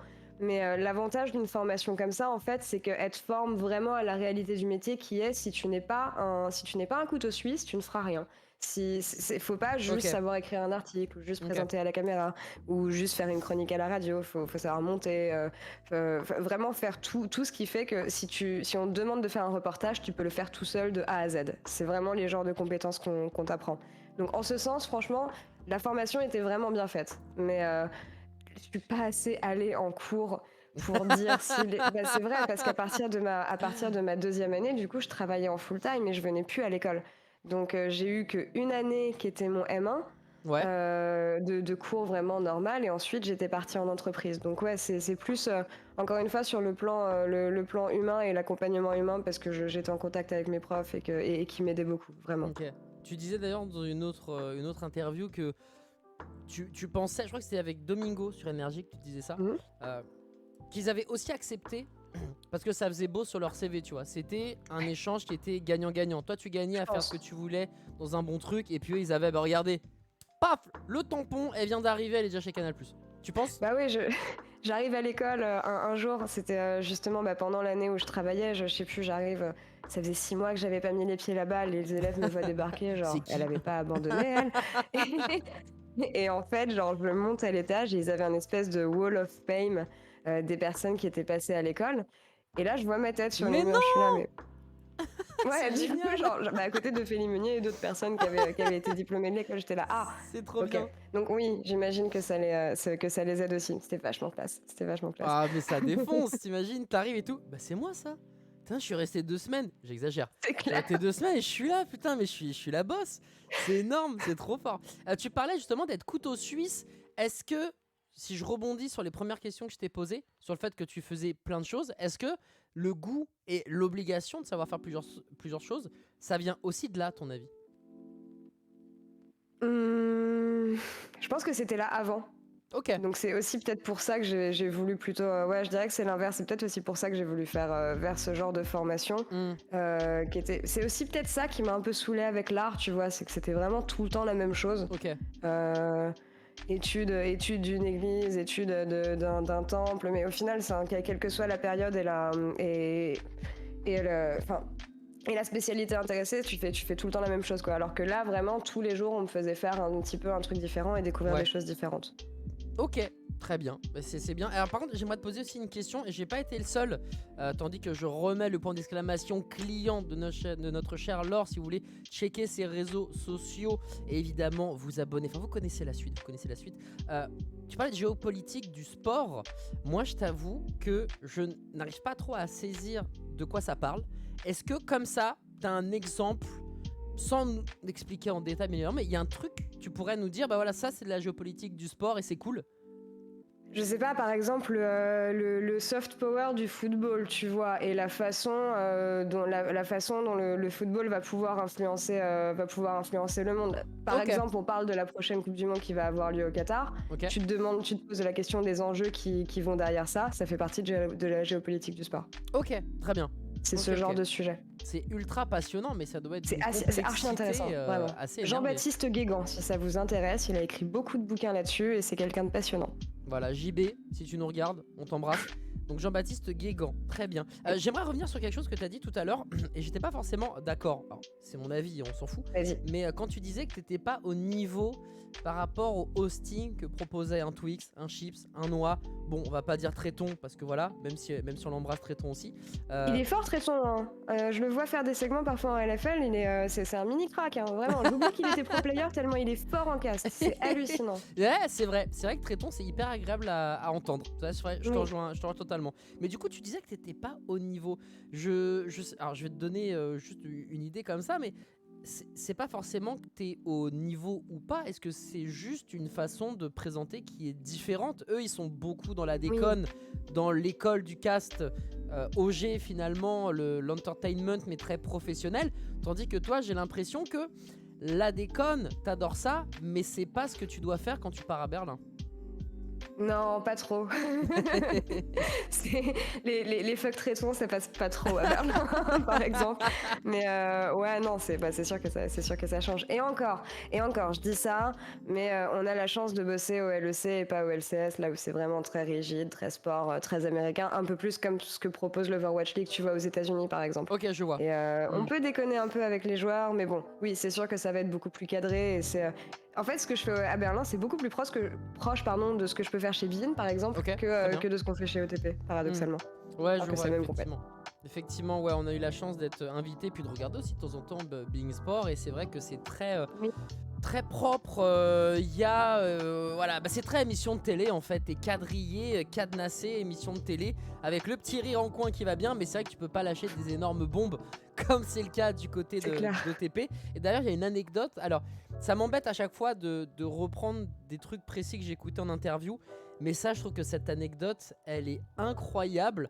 Est-ce que tu peux nous rappeler en quelques mots une traduction que t'as dû faire d'un joueur qui a fait du trash talk ultra vénère à base de je sais pas si je lui mets quelque part ou pas. Ça, du coup, même à Paris, tu penses que ça marche? Tu te souviens de cette anecdote? C'est cette histoire. Ouais. Bah... Ça m'est arrivé plusieurs fois, ce genre de truc. Ah, plusieurs fois? Encore une fois cette année. Ouais, ça m'est arrivé cette année encore. Mais c'était moins trash. Là, c'était Adam et sa première interview en LEC. Bon, il m'a lâché des F-words pendant toute l'interview, mais ça, c'était plus mignon qu'autre chose. Il était excité. Mais ouais, effectivement, oui, j'avais dû traduire autrement parce que c'était... Ouais, c'était un joueur qui avait vraiment... Je sais plus exactement qui c'était. Tu as le nom ou pas? J'ai plus le nom. Ça m'a tellement choqué ce qu'il a dit que j'ai même pas retenu le nom. Ouais, c'était qu'est-ce que vous allez faire à l'équipe demain? Et il Ouais. en avait contre un joueur en particulier. Et c'est ouais, je sais pas si je vais lui mettre dans le ou ailleurs, tu vois, genre, ou un truc comme ça. J'étais là, genre, écoute, on va passer à autre chose. Généralement, ouais, c'est dur, hein, ce genre de moment, franchement, Mais comment tu fais pour rattraper le truc? Parce que en fait, enfin c'est dit, même si l'anglais n'est pas parfait, tout le monde a compris que voilà. Donc toi, comment tu fais pour être il a rien dit, c'est rigolo, allez on enchaîne, tu vois? C'est quoi le comment t'as C'était réagi à ce mignon. moment-là? Bah, c'était exactement ce que tu viens de faire. C'est ah, ok, on verra demain. Du coup, merci beaucoup. Et à plus tard. Non, mais vraiment, y a pas, tu peux pas l'adresser en fait. C'est ça le problème. Enfin, des discussions qu'on peut avoir avec Riot, tu vois, avec nos producteurs et tout, si jamais il se passe un truc, on n'est pas du tout dans la censure, de toute façon tout est Ouais. live, donc c'est pas du tout la politique de la maison. Donc les consignes que nous on a en tout cas généralement en tant que, enfin moi en tout cas en tant qu'intervieweur, c'est si jamais il y a un sujet sensible, par exemple, je sais pas, on va dire, il y a eu un espèce de bug en jeu que Riot avait pas anticipé. Ça, Ok. généralement, je vais éviter de poser une question Hmm. parce que ça apporte pas grand chose et le seul truc que ça peut déclencher comme réaction, c'est justement une réaction de haine ou d'énervement ou Hmm. ce genre de choses. Mais Yes. par contre, quand un joueur dit quelque chose, il dit ce qu'il veut, vraiment, il dit ce Ok. qu'il veut, il y a aucun souci. Mais c'est à moi de pas l'adresser derrière D'accord. et de pas forcément rebondir dessus. C'est Hmm. aussi pour ça que j'ai fait une chaîne YouTube, tu vois. Genre, Ouais. si jamais il y a des Oui, sujets qui sont un peu sensibles tout et à que fait. j'aimerais bien aborder, une interview post-game de 5 minutes, de toute façon, c'est pas du tout le lieu pour faire ça, je pense. Donc, je pense qu'on a raison en ce sens de le faire comme ça. Mais ouais, le but, c'est m'en fous pas lu et tu dodges et tu passes à autre chose, quoi, parce que c'est Who's un peu next? gênant. Non, Mais ouais. le problème, c'est que moi, je rigole en fait quand ce genre de truc arrive et je peux pas T'es m'en tricard. empêcher. Donc, T'es mais tricard, ça ça te va fait aller. rire. Non, mais c'est vrai que là, la bombe qu'il a lâchée, c'était quand même un sacré délire. J'écoutais l'interview, j'étais en mode, mais what? Oui, oui, oui. Genre, c'est possible. Mais effectivement, t'as raison. T'as raison. De toute façon, c'est ce que t'expliquais juste après. C'est Riot ensuite qui s'explique directement avec le joueur en lui disant, pas bien, vilain joueur. Zéro, fais attention. Ouais. Fais attention, sinon ça va mal aller. Au pire, il se mange une amende, comme en NBA. Et puis, on passe à autre chose. Je vais te poser une. Je sais pas si c'est la dernière question de la partie créatrice de contenu, même si on a pas mal digressé. Mais moi j'ai cette impression, je sais pas si les gens du chat, ceux qui nous regardent et ceux qui te regardent surtout ont cette sensation, mais on a l'impression que c'est quand même assez simple, assez facile, que tu es à l'aise assez souvent finalement. On n'a pas l'impression que tu luttes contre le courant en fait. Du coup j'aimerais savoir, est-ce que c'est une vraie réalité ou au contraire, tu disais tout à l'heure que tu étais ultra stressé et c'était ce stress qui te permettait d'avancer parce que en tout cas à la caméra on n'a pas la sensation, et même quand tu dois parler en anglais, et ça Dieu sait qu'on m'a proposé 2-3 trucs en anglais mais j'ai dit les gars je suis pas assez fluent et ça va être risqué. Comment tu fais pour que ça paraisse si naturel, pas forcé et propre en fait tout simplement? Bah, déjà, merci. Ah bah, C'est que je dois bien faire mon travail. Parce que oui, effectivement, je suis très très stressée. Très souvent. Vraiment très ouais, souvent. Et généralement, en fait, j'ai essayé de théoriser ce genre de truc. C'est pareil, c'est un travail que je fais avec Riot et qui est vraiment pas mal. Genre, on théorise un petit peu les choses que je fais on stage pour voir ce qui est bien, ce qui est mauvais, ce qu'on peut améliorer. Et là, on s'est posé la question de comment je suis passée de moi qui était une boule de stress au début ok. à ce que j'arrive à faire aujourd'hui. Et je pense que c'est juste une routine et essayer de se mettre en condition. Je sais pas exactement comment je peux l'expliquer, mais tu vois, comme peut-être un sportif qui va avoir genre l'habitude de faire certaines choses. Ok. Je sais que le matin quand je me lève, généralement dans les 2 premières heures avant que j'aille en live, pardon, je me lève, le moment où je prends mon petit déj, je vais être d'une humeur exécrable parce que Ah je ouais. suis hyper stressée. Ok. Ensuite, après ça, c'est le moment où je dois relire toutes mes fiches pour me mettre en confiance et relire toute ma prépa pour me mettre en confiance. Yes. Et ensuite, c'est on va route vers le studio, j'écoute de la musique, je me Ok. sors complètement la tête de ce que je dois faire et généralement j'arrive un petit peu plus détendue. Ok. Et je sais pas si toi je sais pas si toi t'es stressé aussi pareil ou t'étais stressé dans tes premières interventions en live, mais le fait, une fois que t'y es en fait, t'oublies. Hmm. Et t'es tellement concentré sur ce que tu dois faire et t'as tellement envie de bien le faire que ça vient peut-être un petit peu plus tout seul. Mais ouais, c'est plutôt cette mise en condition que j'ai essayé de théoriser pour Ok. la reproduire parce que c'est ouais ce qui essaye d'atténuer mon stress. Ça et des exercices de relaxation, de respiration que m'a donné ma psy et qui aident pas mal. Ok. Bah écoute, par rapport à tout ça, il y a pas mal de choses où je te rejoins. J'adore préparer. Moi, dans ma tête, c'est si le début de live est bon, le reste sera bon. Parce que c'est un point qui est très important. Et pour ceux qui nous regardent, qui voudraient se lancer là-dedans, peu importe la création de contenu, Twitch, YouTube, être devant des gens, mais même si vous faites de la musique, de l'acting, etc. C'est vrai que il y a ce côté où plus tu prépares, mieux c'est. Plus tu as des heures de vol, plus tu seras à l'aise aussi. Et Dieu sait que tu as des heures de vol. Laure, vu que j'ai l'impression que tu bosses sans arrêt, mais tu as des grosses phases, et tu disais au tout début où tu ne fais rien. Mais contrairement à toi, tu vois, là où tu vas relire pour te mettre en confiance, etc., chose que je fais exactement comme toi, par contre, j'ai du mal ensuite à me mettre dans une bulle, écouter de la musique, sortir de tout ça. Ouais. Moi, j'ai besoin de rester. En fait, à partir du moment où je me lance dans le truc à, je dis n'importe quoi, mais on va dire à H-2, je peux pas à H-1 me dire allez, on va se faire une petite session, on va écouter des trucs weeb, on va se mettre le générique de IQ, puis de My Hero Academia, puis de Naruto, et puis ensuite on va se replonger dans le truc. Ça, pour le coup, moi j'ai besoin impérativement de rester dans cette bulle jusqu'au démarrage pour que ça se passe bien. Et c'est marrant du coup parce que on n'a pas finalement une gestion similaire du stress, tu vois, chacun ses petits trucs. Bah, t'étais comment quand t'étais étudiant? Parce que moi j'étais du style à la veille d'un examen, j'ouvre rien. Tu vois, genre vraiment me sortir du truc. Ah non, ouais, non, j'étais pas. Donc comme je me dis, ça vient peut-être de là aussi. J'avoue. Ah non, alors j'étais pas le premier de la classe, mais j'étais quand même assez studieux. J'étais pas la première de la classe non plus. Et ah ouais, tiens, bah attends, parlons-en. Nous, on s'en fiche de mon truc, mais toi, parlons-en du coup. Comment on arrive à faire un master de journalisme alors que en classe, on n'a pas forcément eu des très bonnes notes? Est-ce qu'il y a eu un déclic à un moment ou quelque chose comme ça? J'étais toujours une élève moyenne. D'accord. On va dire. Jamais en dessous, mais jamais trop au-dessus non plus. Camouflé. Toujours l'effort vraiment mesuré pour s'en sortir à un poil de cul à chaque fois, quoi. Donc ouais, je sais pas, honnêtement, je pense que le lycée, enfin, j'ai fait ce qu'il y avait à faire, mais ça m'intéressait pas forcément. Forcément, quand t'es en études supérieures, tu choisis ce que tu veux faire, donc bah tu sais tu connais les heures que tu vas y passer, donc, et l'implication que ça va nécessiter.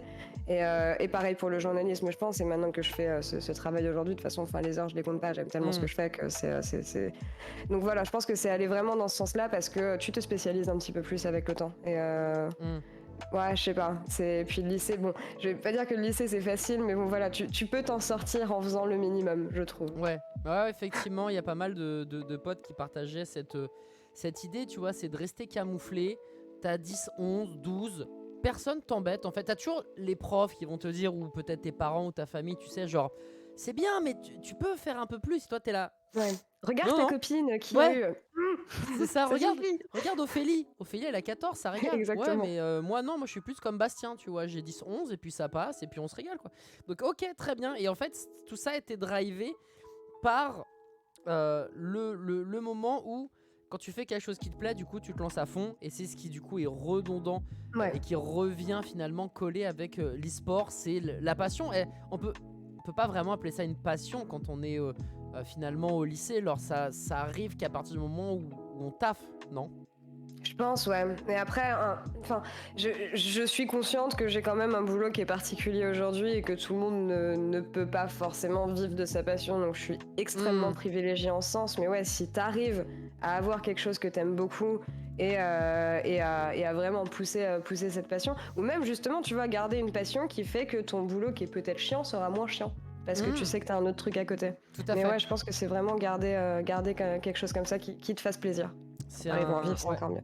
Très très bon conseil, c'est le soir des conseils. Voilà, Laure elle balance des trucs, moi ça me fait penser à d'autres choses. Mais voilà, petite anecdote perso, vite fait, je digresse, mais pour le coup, Laure, t'as parfaitement raison de dire ça, puisque quand j'ai loupé mon concours de journalisme, il fallait que je rebondisse, je voulais toujours bosser dans le jeu vidéo, et du coup j'ai décidé d'être vendeur, mais dans une boutique de jeux vidéo. Voilà, j'ai voulu garder le lien, et puis je me suis inscrit à une association de jeux vidéo qui s'appelle Loisirs Numériques, qui fait le Désert Boss, qui fait des choses caritatives dans lesquelles j'ai pu faire un peu d'e-sport, etc. Donc vraiment écoutez les conseils de Laure, parce que c'est vrai que c'est important. Au mieux, eh bien, vous arriverez à vivre de votre passion. Au pire, vous aurez toujours quelque chose d'agréable. Voilà, si jamais votre kiff c'est l'e-sport, il faut savoir que des tafs dans l'e-sport, mais tu peux faire tous les métiers du monde et à la fin tu colles l'étiquette e-sport. Tu veux être comptable et t'aimes l'e-sport, bah deviens comptable chez Vitality en fait. Pourquoi tu te fais chier? T'aimes la communication, bah deviens CM chez Vita, deviens CM chez Fnatic, chez Misfits, chez LDLC, chez Gamer Origin, tu vois. Et ça j'ai l'impression, et je sais pas quand les gens te parlent de ça, est-ce que tu as l'impression qu'ils sont vraiment au fait que l'e-sport c'est pas que être devant ou derrière la caméra, c'est aussi des métiers de tous les jours qui sont ultra importants? Non, ouais, ça les gens le voient pas des masses et je le ressens en tout cas dans les messages que je peux recevoir parce que c'est souvent il y a beaucoup d'étudiants ou des personnes même peut-être plus jeunes qui sont peut-être au collège parfois qui m'envoient des messages et c'est tout mignon d'ailleurs mais qui me disent déjà comment est-ce que tu deviens journaliste e-sport ou comment est-ce que tu travailles dans l'e-sport. Et pour moi, il faut avoir un petit peu la démarche inverse et que c'est exactement ce que tu viens de dire, c'est qu'est-ce qui me plaît que je pourrais faire dans l'e-sport par la suite. C'est plutôt cette démarche-là qu'il faut avoir, je pense. Mais ouais, c'est... Bon, après, on va pas ouvrir ce genre de sujet, mais je pense que c'est le genre de choses qui est vraiment alimenté par les premières écoles e-sport qu'on a pu avoir et ce genre de choses. Mais ouais, les gens ont vraiment pas idée qu'il faut faire des cursus classiques pour ensuite te dire, bah tiens, je vais me spécialiser dans ça parce que ça a l'air cool. Ouais, totalement. Non mais t'as raison, ça c'est un débat, on pourrait gratter 1 heure de plus. Là on pourrait vraiment parler avec le chat en mode... Non, t'as raison. Hop, on referme la parenthèse. Quelqu'un qui dit quelque chose d'intéressant dans le chat, il dit boire des verres dans l'e-sport, ça fonctionne comme taf. Non, ça fonctionne pas comme taf, mais par contre c'est très important. C'est vrai, Le réseau, c'est important. Le réseau, vraiment. Et peut-être qu'on en parlera sur la deuxième partie de cette interview, puisqu'on arrive quasiment à la finalité. Je te poserai une toute dernière question sur ton mode de vie de créatrice de contenu, en tout cas cette nouvelle échappée que tu tentes de faire et qui pour le moment fonctionne avec brio, même quand on regarde les chiffres de ta chaîne YouTube, des éléments que tu fais, de Pixel Perfect, etc., de tes streams perso sur Twitch, qui sont à chaque fois, et je remets le point d'exclamation client pour que vous puissiez regarder tout ça de votre côté si vous ne connaissez pas l'or. Il faut savoir que je trouve que tes chiffres sont bien plus qu'honorables. On est sur des bons chiffres en fait. C'est pas genre tu balbuties ou je sais pas quoi. Genre tes chiffres sont bons et pour pas dire très bons. Et Pixel Perfect, ça a été un one shot, mais on est d'accord que à la rentrée, t'aimerais transformer l'essai et que ça devienne c'est quoi, c'est le phénix du scale, c'est le cousin du récap e-sport, c'est quoi en fait finalement Pixel Perfect? Je dis généralement ce que j'avais dit sur Twitter, je crois que j'avais dit le fils illégitime du scale, mais c'est un peu ça l'idée. On reprend les mêmes et on recommence et, sur un autre plateau, dans un autre cadre et, mais je veux réinviter un peu les mêmes personnes, hein. J'espère que tu pourras passer, j'espère avec que tous les gens avec qui j'ai pu travailler sur Scale pourront revenir aussi. Et ouais, voilà, à la rentrée on recommence, mensuel dans un premier temps, et quand j'aurai un petit peu plus de sous pour produire d'autres numéros, ça passera en bimensuel. Parce que attends, mais là c'est... Petite question, c'est tes sous qui passent dans Pixel Perfect? Ouais, c'est un investissement. Enfin, en fait, pour rentrer dans les détails, si vous voulez, j'étais en auto-entreprise jusqu'à l'an dernier et j'ai créé ma société cette année justement parce que je voulais commencer à faire du contenu, donc commencer à payer des gens, des monteurs, des graphistes, ce genre de choses. Donc il fallait vraiment une structure. Et pareil, tu vois, si je veux évoluer en boîte de prod par la suite, je me disais que c'était bien de commencer à avoir une structure de société. Totalement. Et donc oui, Pixel Perfect, c'est un investissement de ma boîte. Voilà. Wow, je ne savais pas. Grosse paire, Laure. Vraiment, on pose les balls sur la table. J'ai la chance de pouvoir le faire, donc j'ai pas envie de m'en empêcher. Encore une fois, je réussis plutôt bien et j'arrive à assez bien vivre ma vie, donc je me dis autant investir ça dans des projets qui m'intéressent. Ah bah c'est tout à ton honneur. Je ne savais pas du tout que c'était de ta poche. Je pensais qu'il y avait pas mal d'aides à droite à gauche. On connaît les bails. Il y a un sponsor, évidemment, qui est Logitech et Blue, qui m'aide à financer une partie de l'émission et qui m'accompagne dans mon contenu. Et en fait, je leur ai pitché cette idée d'émission, ils ont adoré. Et donc du coup, voilà, c'est aussi pour ça qu'on a commencé à travailler ensemble. Donc j'espère que d'autres nous rejoindront, mais ouais, voilà, c'est un petit peu comme ça que je veux faire fonctionner les choses. Bah je croise les doigts pour toi parce qu'il y a un vrai truc. Et en tout cas, oui, moi je serais ravi de venir, surtout pour parler alors FPS, mais aussi Overwatch. Moi j'adore tout le monde qui est présent pour parler Overwatch, mais tu sais, je pense qu'on a déjà eu plein de fois cette conversation, 2-3 fois cette conversation où Blizzard fait tellement mal les choses qu'on tire assez gratuitement et facilement sur lui, sans connaître vraiment l'e-sport d'Overwatch et de l'Overwatch League. Et j'ai beau adorer Lox et Lam, bien évidemment, mais tu sais, c'est ce que je t'avais dit, genre je trouve ça assez douloureux de quand vous voulez parler d'Overwatch League, d'entendre un petit rire et de passer à autre chose. Moi, quand je vois ça, je me dis non, les gars, stop. Genre, je comprends qu'il y a un certain dédain et que c'est marrant de taper sur Blizzard et l'Overwatch League, mais si vous ne regardez pas totalement la compète, etc., je trouve ça dur de se moquer presque, tu vois. Mais tu as bon, tout à fait raison. Au plaisir. J'admets que j'ai été très très dur avec l'Overwatch League ces dernières années et que c'est objectivement devenu un peu un running gag pour moi. Et que oui, j'en ai parlé. En fait, on en parlait dans les actus de façon un peu négative parce que généralement les choses qu'on trouvait étaient un peu négatives, mais c'est vrai que ça rend pas honneur à l'e-sport de parler que de ça. Donc ouais, avec plaisir. Si tu veux venir parler de tout ça à la rentrée. Blizzard, il y a beaucoup de choses à dire en ce moment, vraiment. En plus, genre. Puis pas positive non plus, donc tu vois, je comprends, et puis je suis pas un employé Blizzard, mais tu vois, comme toi, LoL c'est ton jeu de cœur, Overwatch c'est mon jeu de cœur, je serais pas là pour le défendre, mais j'essaierais juste d'être honnête, de me moquer quand on peut se moquer, mais quand c'est sérieux, de rester sérieux, tu vois. Mais on verra plus tard, mais voilà, c'était juste un truc que je voulais te dire, puis autant l'officialiser là, voilà, avec toi. Tout à fait raison. À la cool, et puis ça te permettra aussi d'avoir un pixel perfect encore mieux et encore plus carré dans l'axe, même s'il est déjà encore une fois très très haut level. Malor, la première partie sur ta vie en tant que créatrice de contenu vient de se terminer. On va donc faire un léger break, un truc assez détente. Je vais te poser des questions, ça s'appelle le plus et le moins. C'est très très simple, tu vas voir. C'est des questions très cons où je te demande quel est le plus et ensuite quel est le moins. Voilà, il n'y a pas de question piège. Je commence avec la première. Le joueur de League of Legends avec lequel tu t'entends le plus ou tu t'entends le mieux. Voilà, en bon français. Parce que j'ai l'impression que t'étais la chouchou un peu. Tu vois, il y a beau avoir Shox, mais j'ai l'impression que toi aussi, tu as une certaine aura de comment dirais-je, je veux dire d'amabilité, c'est pas le bon mot, mais on est vraiment sur... ouais, je sais pas, la mascotte, on va dire. Bah, on les voit beaucoup les joueurs en fait, hein, pour remettre un peu de contexte là-dessus. Généralement, enfin dans un monde normal sans Covid, on se retrouvait pas mal le week-end. Après les finales, généralement il y avait les events de Riot où on se retrouvait tous ensemble. Donc les joueurs, on les voit pas mal en dehors du boulot aussi. En tout cas certains, ils sortent pas tous. Ça reste des pro players quand même. mais certains sortent un peu.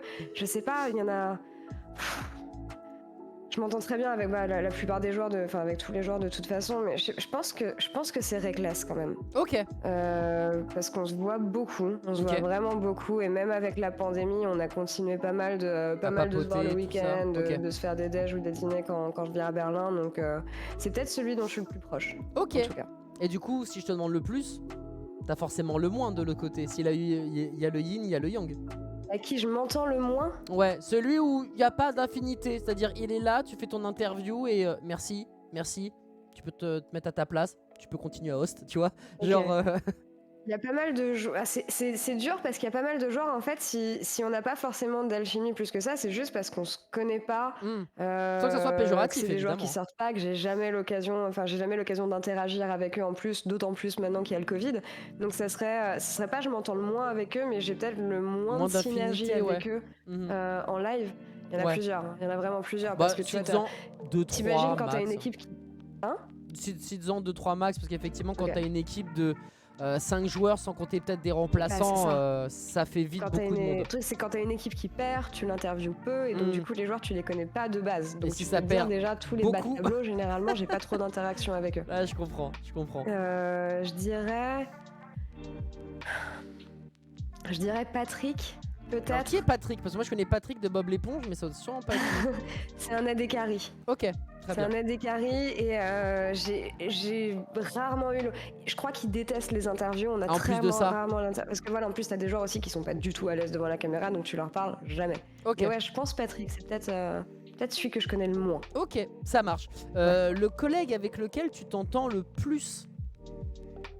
Et Français et anglais confondus. Ouais. Et t'as une tripotée de collègues, on va pas se le cacher, ça se compte sur plusieurs doigts, de plusieurs mains, de plusieurs centaines de personnes. Ouais, mais tu vois, je suis obligée de mettre Chips Noix Twix au même niveau, tu vois. Ah, c'est validé. Non, et Tréton que tu ne cites pas, moi ça me régale. Moi ça me régale. Il est encore nouveau. Il y arrivera. Ouais, bah c'est Non, mais la couple. Triforce, le quatuor C'est ça. quand vous êtes ensemble, c'est totalement logique évidemment et les trois sont largement valides. De toute façon, c'est toi la cliente, tu fais ce que tu veux. Et le collègue avec lequel, pareil, t'as pas forcément énormément d'affinité. Voilà, ça c'est peut-être plus au niveau de certains techs ou certains réals que tu croises une fois par mois, tu sais, par exemple. J'ai pas le droit de dire un talent parce que c'est des gens avec qui je vais me retrouver en live et en plus non même Non, pas. j'ai pas eu que tu te foutes dans la panade, hein, évidemment. En vrai, je saurais pas te dire parce que tous les gens, c'est con, mais tous les gens avec qui je bosse, je m'entends un minimum juste bien avec eux en fait, et on prend plaisir à bosser ensemble. Qui je m'entends vraiment pas, tiens. Ouais, j'avoue, les questions sont horribles, hein. Il y a le chat Non, mais qui je peux y bipelle, réfléchir en vrai, mais Après, je sais, tu sais, c'est le genre de questions en interview. Je sais pas si tu les fais, celle-ci. Tu sais que le gars peut pas répondre. Parce que c'est Ouais. trop touchy, moi, mais ça me tu fait la chier poses les quand gens même. font ça, donc Ouais. Non, mais je pose une question et que les gens veulent pas répondre, ça m'emmerde. mais bon. après, voilà, c'est ton speakeasy, c'est toi la cliente, t'as payé pour le salon. Ah, vraiment, tu réponds ce que tu veux. Je vais. En vrai, je sais pas. Qui a pu me saouler? Ah, carrément, alors dans En des vrai, vrais bails personne. alors. Hein. Non, mais en vrai, personne. Ok. Ah, si. Ah. Si. Mais les modérateurs de Reddit. Parce que. Ah, Parce dis-nous. que Dis-nous, avec le LEC, on travaille Ouais. beaucoup avec les modérateurs de Reddit parce que Ok. Reddit c'est assez important pour la visibilité des matchs, m'étonnes. etc. Il y a des trades, j'en ai souvent parlé parce que ça m'a apporté beaucoup de merde. Et ouais, on va dire que les modérateurs il y a Croa qui est dans le chat qui m'aide énormément sur Reddit et qui aide vraiment le Reddit à m'apprécier. Merci beaucoup pour ça d'ailleurs. Mais ouais, les modérateurs de Reddit, Ok. quelques problèmes avec eux, donc je les considère comme étant des personnes avec qui je bosse. Mais du coup, on est très loin. Ok. Et oui, il y a eu beaucoup de problèmes parce que voilà, je trouve qu'ils ont laissé passer certaines choses à mon égard qui m'ont beaucoup desservi et qui m'ont fait beaucoup de mal. Ouais. Alors Ok. que voilà, parfois ils enlèvent certains trades directement. Moi, il y a des choses qui sont restées. Et ça m'a fait du mal et ça m'a pas servi. Ouais. Donc Non, je pense que ouais, les modérateurs de Reddit. on en reparlera de ça juste après. Laure, ça va être le moment, mesdames et messieurs, où ça va être un peu plus sérieux. On va passer pas du côté obscur du speakeasy, mais on parlera évidemment de la place de Laure dans ce milieu, la place de la femme, de manière un peu plus globale pendant une vingtaine de minutes. Et effectivement, ça risque d'être un peu moins jojo, on va peut-être un peu moins rigoler, mais c'est important aussi qu'on en parle, à mon sens. Et encore une fois, je suis désolé parce que ça va être le truc bateau presque avec lequel eh bien, on te pose des questions. Tes interviews doivent aussi, je pense, tourner autour de ça, mais moi je suis pas très original et je trouve que c'est un point très important vu que pour moi l'e-sport est vraiment très misogyne. Donc avoir quelqu'un comme toi qui est au-delà honnêtement de juste une simple hosteuse, c'est ce que je disais au début, une sorte de porte-étendard, une image. C'est pour ça que c'est important aussi d'avoir ton point de vue. Donc désolé de te parler encore de ça, Laure, mais j'ai envie de dire c'est presque ton taf. Hein. C'est presque ton taf, Laure, pour le coup. Hein. C'est comme ça que je le vois. Nickel. Non mais vraiment, c'est important. Trop Ouais, bien. c'est important. Il y a encore deux petites questions plus ou moins. L'émission que tu as aimé le plus faire cette année, tu avais déjà répondu tout à l'heure quelque part. Ouais, le JDR. Ouais. Je le pense. JDR avec fibre en pacou et c'était très très stylé. Et forcément, si c'est le plus, il y a le moins. L'émission qui t'a saoulé de faire en mode pas le bon endroit, pas le bon moment, pas le bon mood. Et là, elle dit le speakeasy et j'arrête le stream immédiatement.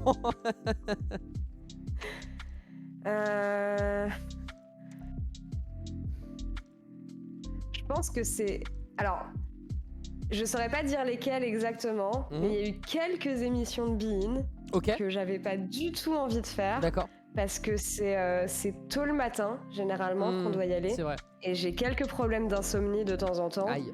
Donc, ouais, il y a quelques fois où je suis arrivée en tournage et j'avais tout sauf envie d'être là, vraiment. Et c'est des matins où j'arrive et je dis à Twix, désolé, tu vas devoir me carry, vraiment de A à Z. Et il le fait comme un dieu. Et, très contente de pouvoir bosser avec lui vraiment dans ces moments-là. Parce que ouais, les tournages du matin, généralement, c'est non. Ma voix n'est pas là, j'ai les yeux fermés, j'ai tout le temps des cernes en plus. Et ouais, j'ai des problèmes de sommeil, donc c'est assez chiant. Ça c'est relou. Les insomnies, c'est vrai que c'est relou. Mais en tout cas, tu nous as prévenu, toi, le matin, entre le stress, le machin, le bidule, faut pas te parler. On teste avec ton thé, ton bol, et on attend 2 heures. Donc au moins, tu nous as prévenu. Tu nous as prévenu. Et enfin, la dernière question où il n'y aura qu'un seul plus. Ma chère Laure, quel personnage de League of Legends te ressemble le plus selon toi? Ou à quel personnage tu t'identifies le plus plutôt? Physiquement, tu veux dire, ou je m'identifie le Non, vraiment, tu sais, moi je m'identifie à Brome. J'ai pas de moustache, plus? Ah ouais? j'ai pas de muscles. Mais c'est mon personnage de C'est si cœur gentil. et je l'aime fort. Donc, ouais, d'ailleurs, j'ai une pote qui m'a fait une peinture de Brome avec El Tigré, tu sais, avec le skin du. Oui, Et la peinture est formidable. Donc, ouais, moi par trop exemple, stylé. Brome, vraiment, je le surkiffe. Donc, toi, c'est pareil, tu vois, vraiment le perso où c'est tellement con ce que je veux dire, mais tu te sens bien quand tu le joues, quand tu le vois. C'est vraiment. Il y a une connexion supplémentaire qu'il n'y a pas avec les 150 persos du jeu. Moi, c'est Zaira, hein. Je ne fais qu'un avec ce Ah ouais, bah, champion. elle a la classe, hein. Mon grand amour sur League of Legends, vraiment. Tu m'étonnes. J'ai rencontré ce champion il y a 3 ans et depuis, je ne joue que ça. Pratiquement que ça. Ça régale, ça régale, je comprends OTP Brome aussi ici. Eh bien voilà, alors c'est la fin du plus et du moins, c'est la fin de la soupape, on va dire, avant de passer aux choses sérieuses, puisque cette fois-ci on va parler de Laure, l'impératrice, la reine de l'e-sport, et forcément qui dit reine dit obligation, dit devoir, dit pas mal de pression sur ses épaules. La pression, t'as beau essayer de la traiter autant que faire se peut, j'ai l'impression que tu es quand même constamment sous pression. Tu parlais de Reddit avec des posts où je pense tu peux vraiment frame 1 les supprimer, mais pour X raisons, bah, nos amis laissent couler les choses. Du coup, ça te fait mal. Du coup, d'ailleurs, comment tu fais pour contrer ce genre de choses? C'est ça une question que je voulais te poser de manière globale, mais comment est-ce que tu as fait pour créer ta carapace, ton cercle de protection finalement au fur et à mesure de ces années?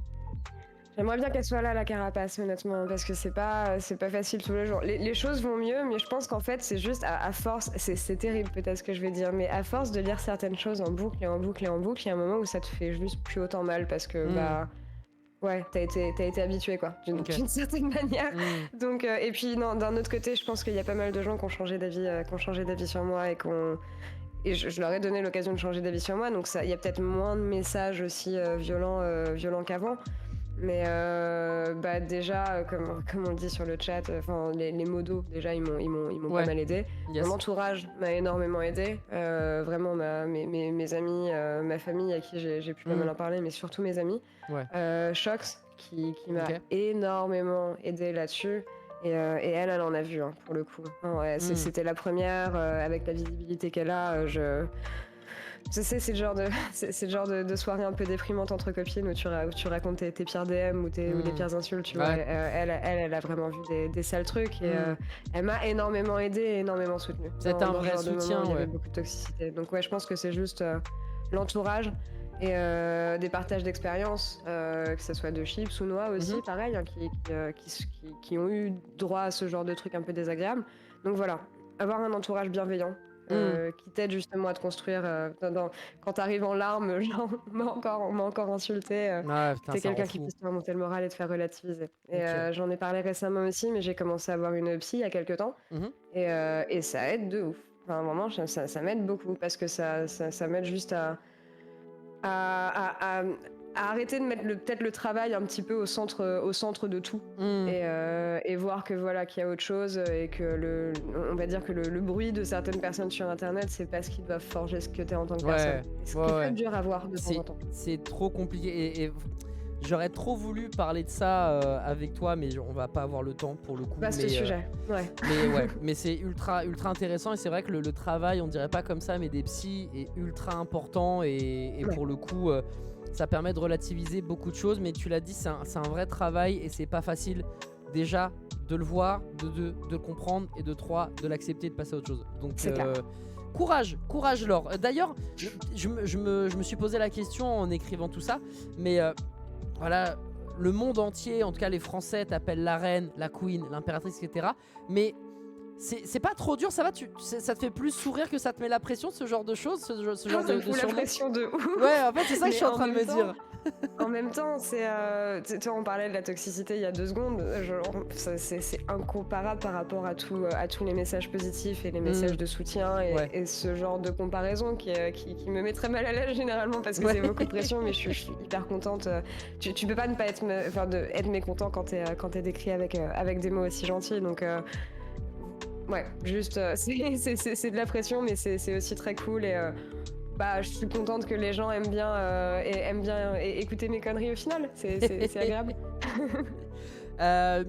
j'aimerais savoir, tu parlais justement dans une interview que le plus dur quand t'es une femme, c'est pas forcément de faire sa place dans ce milieu, mais c'est surtout d'asseoir sa légitimité finalement. Est-ce que encore aujourd'hui pour toi c'est ce même raisonnement de pensée, c'est ce même cheminement, ou au fur et à mesure des années tu t'es rendu compte que il y avait autre chose ou pas d'ailleurs? Est-ce que faire sa place, Comment c'est dire? vraiment plus simple que la légitimité? Est-ce que la légitimité est au-dessus de tout? Est-ce qu'il y a d'autres problèmes finalement? En mode c'est tellement misogyne et tellement toxique que t'as même plus l'occasion de prouver ce que tu vaux, etc. En fait, c'est un tout, je pense, parce que en fait, j'ai l'impression qu'il y avait une première étape où je suis arrivée, où les gens ont pu me découvrir, et il y a eu plusieurs réactions suite à ça. C'était «Ah, cool, une femme, elle apporte quelque chose de nouveau», ou alors «Ah, merde, une femme, qu'est-ce qu'elle fait là? Pourquoi est-ce qu'elle est là en train de parler d'e-sport?» Et en fait, c'est déjà rien que le fait qu'on place le fait que tu sois une femme au centre des discussions avant même d'écouter ce que tu as à dire. Je pense que c'est ça qui est le plus dur en fait, et c'est pour ça que cette quête de légitimité, elle vient naturellement par la suite, parce que on te voit pour ce que tu représentes et pas forcément pour ce que tu es réellement, et ce que tu veux vraiment, et ce que tu veux vraiment transparaître. Et genre, on m'a collé une étiquette sur la tête malgré moi, et je suis obligée de la garder. C'est comme tu l'as dit, hein, ça fait partie aussi de mon travail de faire en sorte de changer les choses. Mais je pense que le sexisme et tout ce qui est misogynie, ça vient de là aussi. Ça vient du fait que on te traite plus pour ton genre que pour ce que t'as raconté, quoi. Et que t'as une différenciation qui vient de base. Et tu vas avoir le comportement des personnes qui vont te laisser, qui ont mis plus de temps à m'accepter qu'ils auraient mis plus de temps à accepter un autre casteur mec, tu vois, par exemple. Et ça, pareil, c'est une difficulté en plus avec laquelle t'es obligé de gérer, forcément. Ouais, ça me fait penser quand tu dis ça, tu sais, Laure, les fameux articles de différents papiers qui, au lieu de dire, je sais pas moi, Christina Ophuls-Sen, machin, c'est une femme a réussi à... Bah non, en fait, c'est pas une femme, c'est cette femme, c'est le nom de la femme avant tout. Et ça, c'est quelque chose que tu ressens très fort dans l'e-sport. Ouais, vraiment. Mais encore une fois, ça, c'est des choses que Shox a pu dire, que j'ai dit pas mal. Moi, je suis très contente de parler de ça aujourd'hui, mais par exemple, quand un journaliste, quelqu'un de la presse, vient me solliciter pour me dire «Ah, est-ce qu'on peut parler de ta place de femme dans l'e-sport?» Oui, c'est cool, c'est un sujet qui est hyper intéressant, et effectivement, il y a des choses qui doivent changer de ce côté-là. Mais ouais, j'aimerais plutôt être reconnue en tant que professionnelle qui bosse dans l'écosystème, plutôt que, comme tu l'as dit, le fait que je sois une femme qui bosse dans l'e-sport. Mais bon, je pense que c'est nécessaire aussi, parce que il y a une question de parité qui est, et la mixité et l'inclusivité, c'est quelque chose qui est vraiment au cœur des débats en ce moment. Je bosse pas mal avec Women in Games justement, et Women in Games e-sport en ce sens.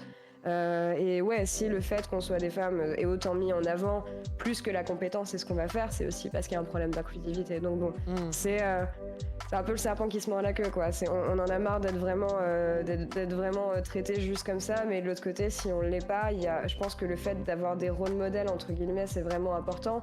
S'il n'y avait pas eu des filles comme Shox, comme Smix, comme Zoé, c'est vraiment ces femmes-là qui m'ont inspirée pour faire ce que je fais aujourd'hui. Et je pense que c'est nécessaire, voilà, d'avoir des figures et des femmes qui vont être reconnues pour ça, pour que justement à terme, ça devienne plus une exception et que ça soit vu comme quelque chose de normal, même si ça devrait l'être. Ouais, non, totalement. Mais dans tous les exemples que tu as cités, je trouve qu'il y a un point commun, c'est le caractère. Je trouve que vous êtes toutes des femmes, ces femmes, avec du caractère, et que c'est peut-être primordial, et que vous en êtes malheureusement presque obligé de sortir les crocs pour montrer que vous n'êtes pas que une fille, quoi. Une fille, une femme qui présente, etc. Et c'est vrai que voilà, moi c'est quelque chose, je pense que vraiment l'e-sport c'est ultra misogyne, que c'est pas que le chat qui est con, c'est pas que le chat qui est misogyne. Je pense qu'il y a beaucoup de structures dans lesquelles ça va pas, il y a beaucoup de joueurs qui ont des QI négatifs, qu'il y a des directeurs e-sportifs qui sont des confinis, et Inch'Allah il y aura des hashtags MeToo e-sport qui sauteront pour leur petite gueule d'amour. Mais effectivement, du coup, tu parlais de Women in Games, je voulais te poser cette question, mais Women in Games, est-ce que tu penses que c'est le début de quelque chose? Est-ce que tu penses que c'est vraiment quelque chose qui va aider l'e-sport, parce que toi tu es la marraine de Women in Games, ou au contraire, est-ce que c'est juste on est là pour être là parce qu'il faut être là, mais c'est tellement vicié, c'est tellement toxique que réussir à faire bouger les choses, c'est trop compliqué? Bah, Women in Games, avec l'incubateur justement dont je suis la marraine, je trouve que, en fait, c'est aussi la première fois où je trouve que c'est une initiative qui essaye d'avoir du sens. Par exemple, tu vois, les compétitions strictement féminines qu'on a pu avoir dans le but de redonner goût aux filles de jouer, etc. Moi, je trouve que c'est une aberration dans le sens où généralement, c'est des compétitions qui vont être 3 fois plus toxiques que si les filles étaient mises dans un environnement mixte et qui vont juste pas légitimer le fait que les femmes aient leur place dans une compétition qui est mixte, quoi, en les mettant de côté. Et là, avec l'incubateur, qui est un projet qui a été fait en plusieurs étapes, j'aime bien le fait que dans un premier temps, on va trouver des joueuses qu'on va encadrer avec des coachs professionnels, des analystes professionnels, leur donner des opportunités de jouer en team, de jouer en LAN, de jouer en open tour pour certaines, et le fait que ce soit soutenu par les éditeurs, à la base uniquement Riot Games, mais maintenant t'as Ubisoft aussi, t'as Capcom via Street Fighter. Yes. Donc le fait qu'il y ait la légitimité qui est donnée par les éditeurs et que ce soit des initiatives qui soient soutenues et donc maintenant poussées à l'international, je pense que c'est ça qui leur donne de la valeur. Et on a bien vu justement, tu vois, ça a commencé en France avec un jeu. Là, le projet, il est à année plus 3 en Europe avec plusieurs titres de plusieurs éditeurs différents. Ouais, ça donc avance. c'est que quelque part, il y a une player base. Ouais. Et donc c'est que quelque part, ce travail sert à quelque chose. Donc j'espère qu'il continuera. Et tu penses que ça vient d'où en fait cette débilité congénitale? Est-ce que ça vient de l'éducation? Parce que souvent on dit c'est par l'éducation que les choses avancent. Est-ce que tu penses qu'il faut mieux éduquer ses enfants? Est-ce que tu penses que c'est l'univers, on va dire collège, lycée? Est-ce que toi tu penses mais c'est là la racine du problème, ça serait bien de pouvoir bosser là-dessus précisément? Ah, tu l'as dit, hein, c'est un problème d'éducation, c'est un problème sociétal, c'est plein de choses, hein, c'est des mœurs, c'est encore une fois. Ouais, qui a dit, le mot patriarcat est drôle dans le chat, mais objectivement, oui, ça fait partie des choses qui jouent, évidemment, et généralement, moi, quand je discute avec les filles de Women in Game, j'ai tendance à leur dire, le travail, il doit aussi venir des équipes, parce que si c'est pas les équipes qui font de leurs équipes un environnement sain, ça va jamais avancer. Enfin, c'est comme si dans un open space on mettait les femmes d'un côté et les hommes de l'autre. En fait, ça n'a aucun sens. Donc c'est juste apprenez à vos gosses que vous payez des centaines de milliers d'euros à pouvoir se comporter autrement que comme des animaux. C'est juste ça, parce que si demain un coach, et c'est des discussions que j'ai eues avec des coachs en plus de professionnels, ils me disent si demain t'as une fille avec un niveau et un homme avec un niveau équivalent. Ils vont avoir tendance généralement à prendre le joueur et non la joueuse parce que c'est des soucis en moins. C'est pas le genre de discours que j'ai envie d'entendre, quoi. C'est justement éduquer les joueurs, et avant d'éduquer les joueurs, éduquer vos enfants, surtout à ne pas être toxique et à ne pas agir comme ça. Mais c'est un souci qui est inhérent aux jeux vidéo, malheureusement. Donc les choses changent, mais c'est pareil que pour... La question de réduire la toxicité globale sur les jeux en ligne et ce genre de choses, c'est un problème qui est tellement épineux et tellement compliqué à résoudre que c'est les acteurs de l'écosystème, j'ai envie de dire, c'est à nous de faire en sorte de montrer le bon exemple et d'essayer de faire changer les choses. Le prochain step, et ça c'est peut-être ce qui manque, et c'est vraiment un truc comme ça entre toi et moi et puis les gens qui nous regardent du coup, mais tu sais, j'ai l'impression que tous les créateurs de contenu, les youtubeurs, etc., peut-être même moi le premier, finalement, on monte pas vraiment au créneau. C'est-à-dire qu'on fait notre vie, on se dit, vaut mieux être lisse quand même, parce que si on commence à parler racisme, homophobie, machin, du coup c'est un peu compliqué. Mais là c'est ce que tu dis, c'est-à-dire que si on veut faire avancer les choses, il faut aller au combat. On ne peut pas laisser les choses comme ça telles quelles.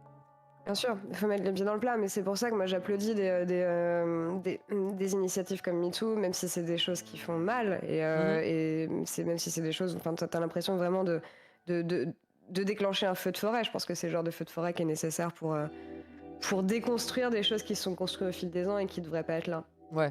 Tout simplement, dans les comportements. Je sais que c'est compliqué puisqu'on parle de l'e-sport, mais sachez évidemment que dans le monde du travail, c'est exactement la même chose.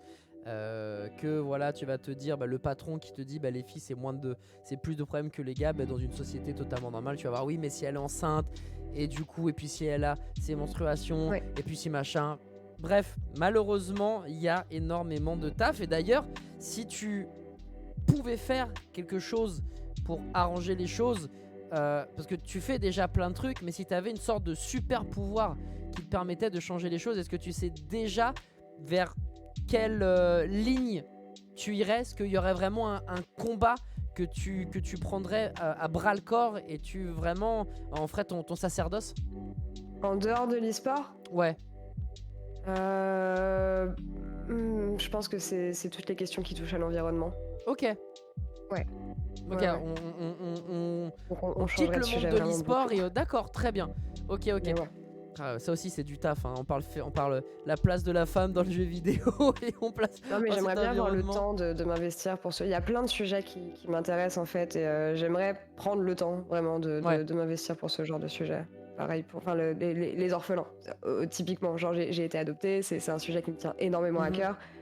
J'aimerais m'investir Ok. pour ce genre d'initiative et pour ce genre d'œuvre en tout cas. Mais ouais, tu vois, c'est pour ça. J'aimerais bien ne faire plus, peut-être un peu moins de présence à l'écran pour m'intéresser plus à des sujets comme ça, quoi. Ouais, Par exemple. il y a ce côté prod, mais si t'avais encore plus de temps, un peu plus les moyens, etc., en fait, tu partirais sur des causes qui sont mais Ouais. diamétralement opposées aux choses que tu fais aujourd'hui, en fait.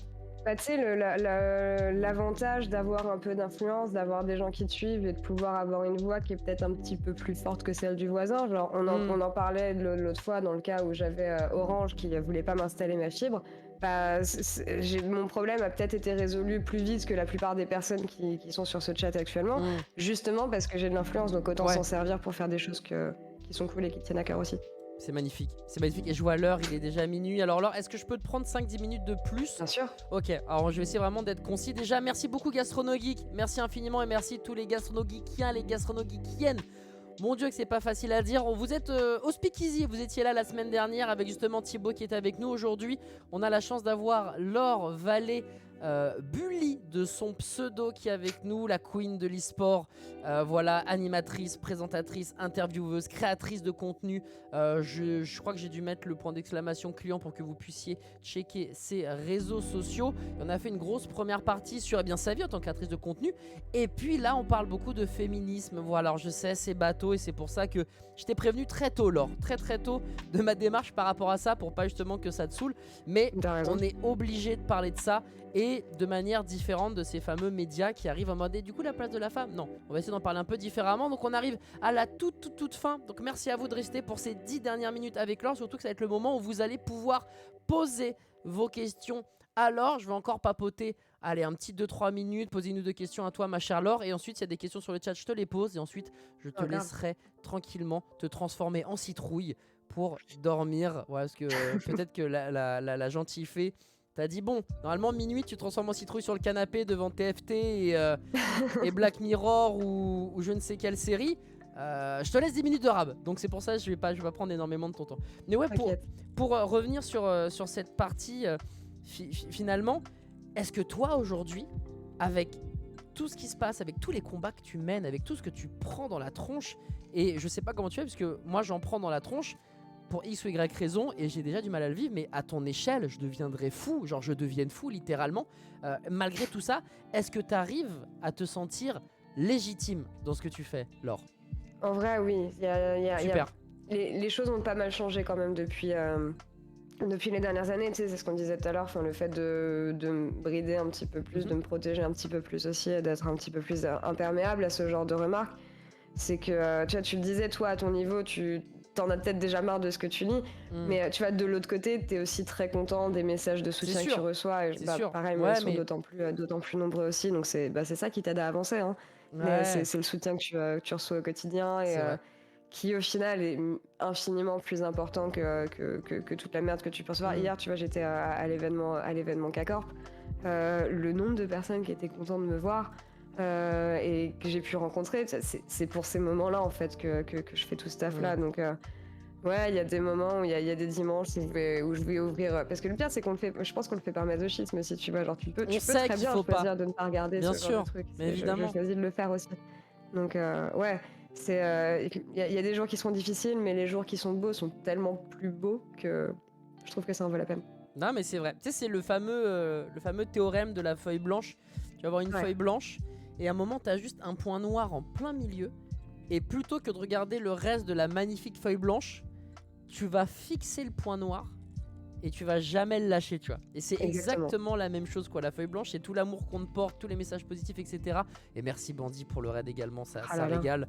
Mais nous, on se focus sur le côté noir. Mais c'est important du coup de parler avec des gens qui te permettent de voir les choses différemment. Et en parlant de choses différentes, j'ai le seum, Laure, parce que je ne savais pas qu'il y avait l'événement de la K-Corp. Je ne savais pas, je l'ai appris en ouvrant Twitter. J'ai eu un seum monumental et du coup le chat te demande mais c'était comment ce fameux KCX au Palais des Congrès? C'était fou, bah, c'est 3000 personnes. Hein. Ça faisait combien de temps que j'avais pas vu 3000 personnes réunies dans une même salle, quoi. J'avais vraiment l'impression qu'on avait fait un bond 2 ans auparavant, quoi. Et l'ambiance était électrique, c'était hallucinant. Et malgré la clim, comme on a dit, puisque K-Corp organise donc du coup un showmatch, ils organisent un événement à l'occasion du match qu'ils jouaient contre Solari, qu'ils ont donc perdu. Le fameux classico. Il y a eu une quinzaine de minutes qui étaient un petit peu gênantes. On se regardait tous un peu genre bon. Voilà, c'était exactement ce qui devait pas arriver. Mais Prime et Kamel ont fait un show de malade. Ils ont annoncé leur line-up Rocket League, après un nouveau sponsor. Ils ont vraiment fait en sorte que les gens repartent quand même avec le cœur léger, avec des étoiles plein les yeux, quoi. Et c'était vraiment, plus qu'un événement e-sport, c'était vraiment un show, parce que t'avais le concert de Prime en première partie, qui était vachement cool, alors que c'est pas du tout mon style de musique à la base. Et c'était fou, c'était vraiment fou. Les fans K-Corp sont des malades, mais des bons malades. Dans le bon sens du terme. Jamais vu, on dit souvent que le public français c'est le meilleur. Là, c'est le meilleur du public français, je pense, vraiment. la crème de la crème. La crème de la crème, exactement. Comme diraient nos amis en anglo-saxons, on parle aussi de Dogby qui a fait un très bon taf. Exactement, effectivement, ça avait l'air d'être très très cool. Très très cool. Je vais pas dire je regrette, ça serait bien fort, mais j'ai des remords de ne pas m'être renseigné, parce que quand j'ai vu en plus le show, j'ai regardé le match évidemment, j'ai vu ça, j'ai vu l'ambiance, j'ai vu tous les copains qui étaient présents, etc. Je me suis dit, ah bordel, t'es con d'avoir certaines œillères parfois et de pas t'ouvrir plus. Mais anyway, c'est pas très grave. Petite question également pour toi alors. Après, il n'y en a plus d'autres. Donc comme le chat n'a pas d'autres questions à te poser, je pourrais te remercier et te laisser le mot de la fin. Question de Madame Reina, qui est la seule VIP de ce stream, qui te demande tout simplement comment tu arrives à concilier ta vie privée, ta vie pro, ta vie perso, parce que tu as 1 million de choses dans ta carrière professionnelle, toutes ces envies, ta nouvelle ouverture dans tout ce qui est création de contenu. Peut-être qu'il y a aussi des idées d'achat de maison, peut-être qu'il y a des idées d'enfants, tu vois, on dit vague, on voit très large, je te demande pas de me répondre si oui ou non, bien évidemment, mais comment tu arrives à concilier tout ça, sachant que les désirs évoluent au fur et à mesure du temps, en fait, tout simplement. Écoute, ça se passe très bien. Ouais. En vrai, le truc, c'est que je passe beaucoup de temps à Berlin, mais j'ai aussi une vie sociale là-bas. Je suis en coloc avec un couple d'amis qui est absolument formidable et que j'aime beaucoup. Enfin, j'ai vraiment pas mal de potes là-bas, donc c'est pas comme si j'étais vraiment avec une valise et entre 2 hôtels à chaque fois, quoi. J'ai ma vie à Berlin et j'ai ma vie à Paris. Et pour ce qui est de ma vie privée, honnêtement, j'ai juste la chance d'être avec quelqu'un qui comprend ce que je fais et qui me soutient là-dedans. Et c'est aussi l'équilibre de notre relation, je pense, et la même manière que pour mes amis. Ça a été dur pour mes amis qui font pas de l'e-sport au début, parce que j'étais jamais aux soirées. J'ai un boulot qui fait que je peux jamais sortir le week-end, vu que le week-end je bosse. Donc il y a eu peut-être cette période où ils pensaient que je prenais mes distances, mais non, ils ont juste compris que c'était. Ils me suivent sur Instagram, tu vois, et on s'envoie des messages, et dès que j'ai le temps de les voir, je prends le temps de les voir. Et c'est juste un rythme à prendre, mais j'échangerais pas ma vie pour autre chose, honnêtement. Et j'ai pas forcément de projet, de maison, de famille, etc. pour l'instant, parce qu'encore une fois, je me plais vraiment dans ce que je fais, donc on verra par la suite, mais pour l'instant, c'est une vie qui est équilibrée, qui me convient en tout cas, voilà, qui est à mon équilibre. Ouais, non mais je comprends. Puis de toute façon, ça évolue, les choses changent au fur et à mesure. Pour le moment, t'as tellement de choses à construire, à bâtir de ton côté sur plein de choses. Là, on a découvert un pan de ta personnalité qui était bien de surveiller de l'environnement, pareil par rapport à l'adoption. Je savais pas du tout, c'est quelque chose qui tient à cœur et maintenant je le comprends évidemment. J'en parle pas souvent. Je comprends. C'est gentil, mais c'est très, très perso. Gastronogeek aussi, à un moment, il m'a dit ça, je l'ai jamais dit ça. Bah écoute, ça fait plaisir, mais en tout cas, c'est vrai qu'on apprend beaucoup de choses et t'as tellement de choses à faire que c'est vrai que, voilà, peut-être que le côté bébé, famille, se poser, ça sera quand t'auras déjà fait Voilà. toutes ces choses et que tu pourras te dire next step, ou pas d'ailleurs, parce que ça se trouve toute ta vie t'auras des trucs à bâtir et c'est tout le mal que je te souhaite. Laure, de toute façon, c'est de vivre ce que tu as envie de vivre, loin des schémas que nos parents, Merci. grands-parents, etc. ont vécu. On a la chance de pouvoir s'en débarrasser, donc faisons-le joyeusement si on en a envie, bien évidemment. Dernière question que je vais te poser. Alors j'hésite. Alors c'est pas une question de quelqu'un qui dit que c'est un gros fan de toi. Eh ben voilà, ça c'est dit. Donc Jules au jus, C'est gentil. c'est dit. J'hésite. Fifi, c'est une question que j'aimais poser. J'ai trouvé très très sympa. Et après t'as Zekart. Je vais poser celle de Zekart parce que Fifi, celle-ci, elle est très très cool. Mais j'ai envie de rester dans l'actuel, on va dire.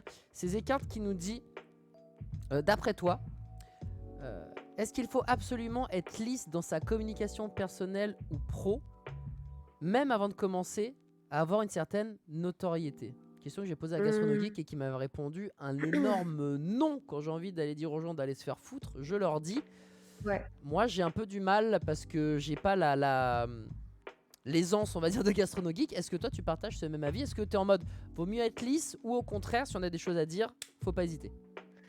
Bah, quand quelqu'un me fait chier sur Twitter, généralement je vais le remettre en place, tu vois, mais je prends plus du tout position sur ce qui est des d'avis politiques, tout ce qui peut être un peu clivant, ou vraiment, tu vois, j'ai rien dit sur le vaccin, le pass sanitaire, ce genre de choses, parce que il y a un moment où tu as une audience qui est où il y a tellement de personnes qui te suivent que tu sais que tu vas avoir des avis qui vont soit pas forcément dans ton sens, ou que les gens vont pas avoir forcément la mesure de. Puis même sur Twitter, je trouve que c'est pas l'endroit pour avoir ce genre de débat, donc moi j'évite de le faire parce que je préfère avoir des conversations comme ça à l'oral, tu vois, avec les gens.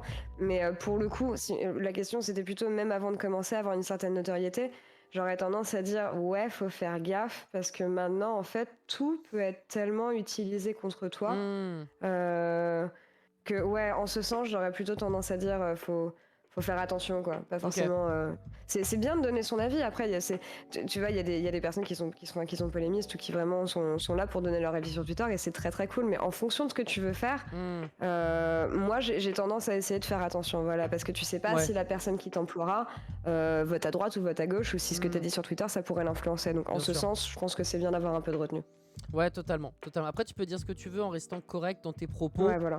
Ouais, mais des fois, le ferme ta gueule, il passe. On va pas se le cacher. Et puis, à partir d'un certain âge, je pense que Laure, non pas que tu es vieille, tu es dans la fleur de l'âge. Moi, vieillard avec 5 années de plus, je suis déjà mort. Mais à un moment, on a passé l'âge de se faire marcher dessus, tu vois. Ouais, voilà. À un moment, on n'est plus des épouvantails. Donc, c'est pour ça que je comprends l'avis de Laure. C'est que, à part sur des combats qui sont très importants pour elle, peut-être que effectivement ça peut prendre position. Si c'est pour dire oui, non, il fait beau, il fait moche, c'est pas important. Mais à un moment, se faire marcher dessus, nique sa mère, alors. On va pas se le cacher. Oui, voilà, c'est ça. Genre un gros nick aux gens qui manquent de respect en pensant que. En fait, je sais pas si t'as ce truc-là aussi, mais les gens ont l'impression qu'on est Naruto, tu vois, genre qu'on va pas répondre. Qu'on est juste, ils nous voient à la télé, mais qu'on n'existe pas derrière. Donc ils peuvent dire ce qu'ils veulent. Mais combien de fois des gens m'ont tag sur Twitter en disant un truc et étaient surpris de ma réponse, en fait, et dire ah, je pensais pas que t'allais me répondre, je suis désolée. Bah oui, désolée, mais en fait, je suis un être humain aussi, quoi. Donc en ce sens, ouais, généralement, j'arrête de j'essaye de ne pas me faire marcher dessus, en tout cas, ou de comprendre de gens qui sont pas là pour me manquer de respect. Et ouais, pour ce qui est du reste, c'est bien de donner son avis quand on a. S'il y a quelque chose, voilà, qui vous tient à cœur, que vous voulez dire sur Twitter, moi je me gêne pas de le faire, mais j'évite de prendre position sur tout pour farmer des likes, tu vois. Ouais. Clairement. Ça c'est pas ouf sur 20. Je te rejoins parfaitement, Laure, là-dessus. Et c'est ainsi qu'on va terminer ce speakeasy. Merci infiniment, Laure. C'est passé ultra vite. Excellente cliente. On a ratissé large. Voilà, pour le coup. Merci. Je pensais pas qu'on allait aussi loin. Non, c'est vraiment moi qui te remercie, Laure. Et je vais pour le coup te laisser le mot de la fin avant de clore ce speakeasy, parce que je vais encore les tables à ranger, faut nettoyer les verres, etc. Mais du coup, on t'écoute si t'as quelque chose à dire pour clore tout ça. Écoute, c'est ton moment. même si c'est ton moment depuis maintenant presque 2 heures. Bah, déjà, merci beaucoup pour l'invitation. J'ai passé un super moment. C'était Cool. très très cool de parler avec toi. Surtout que ça fait très longtemps qu'on n'avait pas pu parler Ouais. vraiment ensemble avec toutes ces conneries de Depuis un confinement. Uber Bing. Euh, Donc ça remonte à très très longtemps, ouais. Bah ouais, vraiment.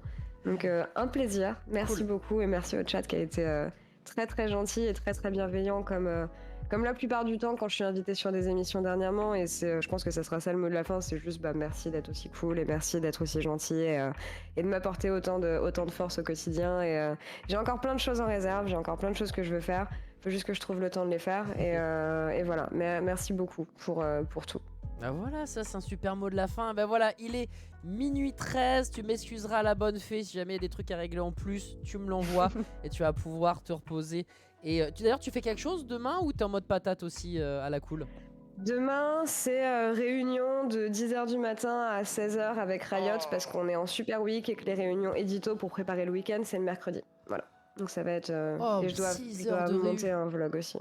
Mais voilà. Ok, pas bon, grand-chose. bah, t'es pas en mode patate, tu vas avoir du taf, donc bon courage à toi alors, encore une fois, merci beaucoup et à très vite pour de nouvelles aventures. En tout cas, on te suit de près, ma Charlotte. Des gros bisous à toi.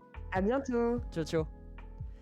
Et voilà, c'est ainsi que se termine ce Speakeasy, Laure, qui a été parfaite dans sa partie création de contenu, dans sa partie aussi, porte-étendard de l'e-sport et bien de la femme dans ce milieu ô combien compliqué, vous l'aurez compris. Merci à tous, à vous qui avez été présents au début et puis qui êtes venus curieux bien via Gastronogeek ou via Bandit. Il y a une pluie de follow, je vais remercier quelques-uns, mais il y a Kiki, il y a Munliat, il y a Bédo, il y a Elo. C'est moi qui dois donner de l'argent si t'as des problèmes. Parce que si on était à 2 minutes, est-ce que tu te transformes en citrouille? Attention. Merci beaucoup en tout cas à Laure qui régale et qui en plus offre à Les Fraisiers et à Nostal entre autres des créateurs de contenu sur Overwatch. Donc je trouve que la dédicace, enfin le clin d'œil du destin est vraiment très cool. Merci infiniment Laure, bonne soirée à toi, merci d'avoir été présente. Ça a été un agréable speakeasy en vrai. Une sortie en toute élégance comme dirait Cagnotte. Eh bien vous avez bien raison. Merci à vous encore une fois, c'était génial. Le speakeasy, si jamais vous avez loupé le début et que vous êtes curieux de savoir ce qui s'est passé sur la partie créatrice de contenu, et bien tout ça sera en replay sur YouTube à partir de vendredi de jeudi pardon, et sinon en replay sur la chaîne Twitch directement. Que vous dire de plus? C'est bien Speakeasy, c'est tous les mardis. En tout cas le prochain invité c'est Bastien de Trash Talk, donc c'est le gros média qui parle basket NBA en France. On aura l'occasion de parler avec Bastien qui va nous dire 1 million de trucs parce que c'est passé par un crowdfunding et aujourd'hui voilà, il touche les étoiles, donc ça va être très très cool d'avoir finalement un créateur de contenu légèrement différent de ce qu'on a l'habitude d'avoir ici au Speakeasy. Donc tous les mardis 22h30 minuit, et puis sinon sur la chaîne perso on fait des choses beaucoup plus traditionnelles, ça joue à des jeux vidéo, du Overwatch, du Pokémon Unite à la rentrée. Il y aura aussi une émission de lifestyle qui viendra bien poindre le bout de son nez, mais ça il faudra attendre le mois de septembre, non fin août, avant que j'ai un peu plus d'assets et que je vous lâche un vrai teasing. Là c'est juste à la cool, je vous dis ce qui se passe, mais effectivement il y a des émissions sur la perso qui vont pop, il y a des émissions qui sont en collaboration avec d'autres créateurs de contenu, d'autres potes, notamment voilà Bandit qui est passé, ça a régalé. Merci à Diboutin Chef, c'est toi alors, c'est toi qui a été parfaite dans ce rôle d'intervieweuse qui a dû peut-être te changer aussi, vu que c'est toi la reine de l'interview. Pour le coup, j'aurais dû te poser ça comme question. J'avais 1 million de trucs à te poser, là on aurait pu parler des heures. C'est un délire. Mais bon, déjà 1h30 d'interview, c'était très très cool. Et c'est pas tout ça, mais j'ai du ménage. Bah ouais, vous avez bu comme des trous, il y en a partout. Ça colle, Zézinho il est parti. Bah qui c'est qui va faire la vaisselle? C'est Bibi. Bref, je vous embrasse, on donne rendez-vous demain à partir de 10h pour un streaming beaucoup plus standard. Et mardi prochain, 22h30 minuit pour un nouveau Speakeasy. Si vous voulez rien rater, checkez Twitter, checkez Instagram. Comme ça, vous aurez les news tranquilles, sans forcément besoin d'avoir un petit reminder sur votre téléphone. Et moi, je vous souhaite évidemment de passer une excellente soirée. Merci à tous pour votre venue, pour votre comme d'habitude, hein, gentillesse à toute épreuve, votre bienveillance et vos questions qui étaient très très sympas au passage. Et Fifi, je suis désolé, en plus c'est une question que je posais en fait avant et du coup elle était très cool, genre je vais la poser vite fait. C'était si tu pouvais remonter dans le temps d'il y a entre 5 et 10 ans, qu'est-ce que tu dirais à cette ancienne Laure finalement pour non, pour rien. Juste tu lui poses, tu as envie de lui dire un truc, tu lui dis comme ça.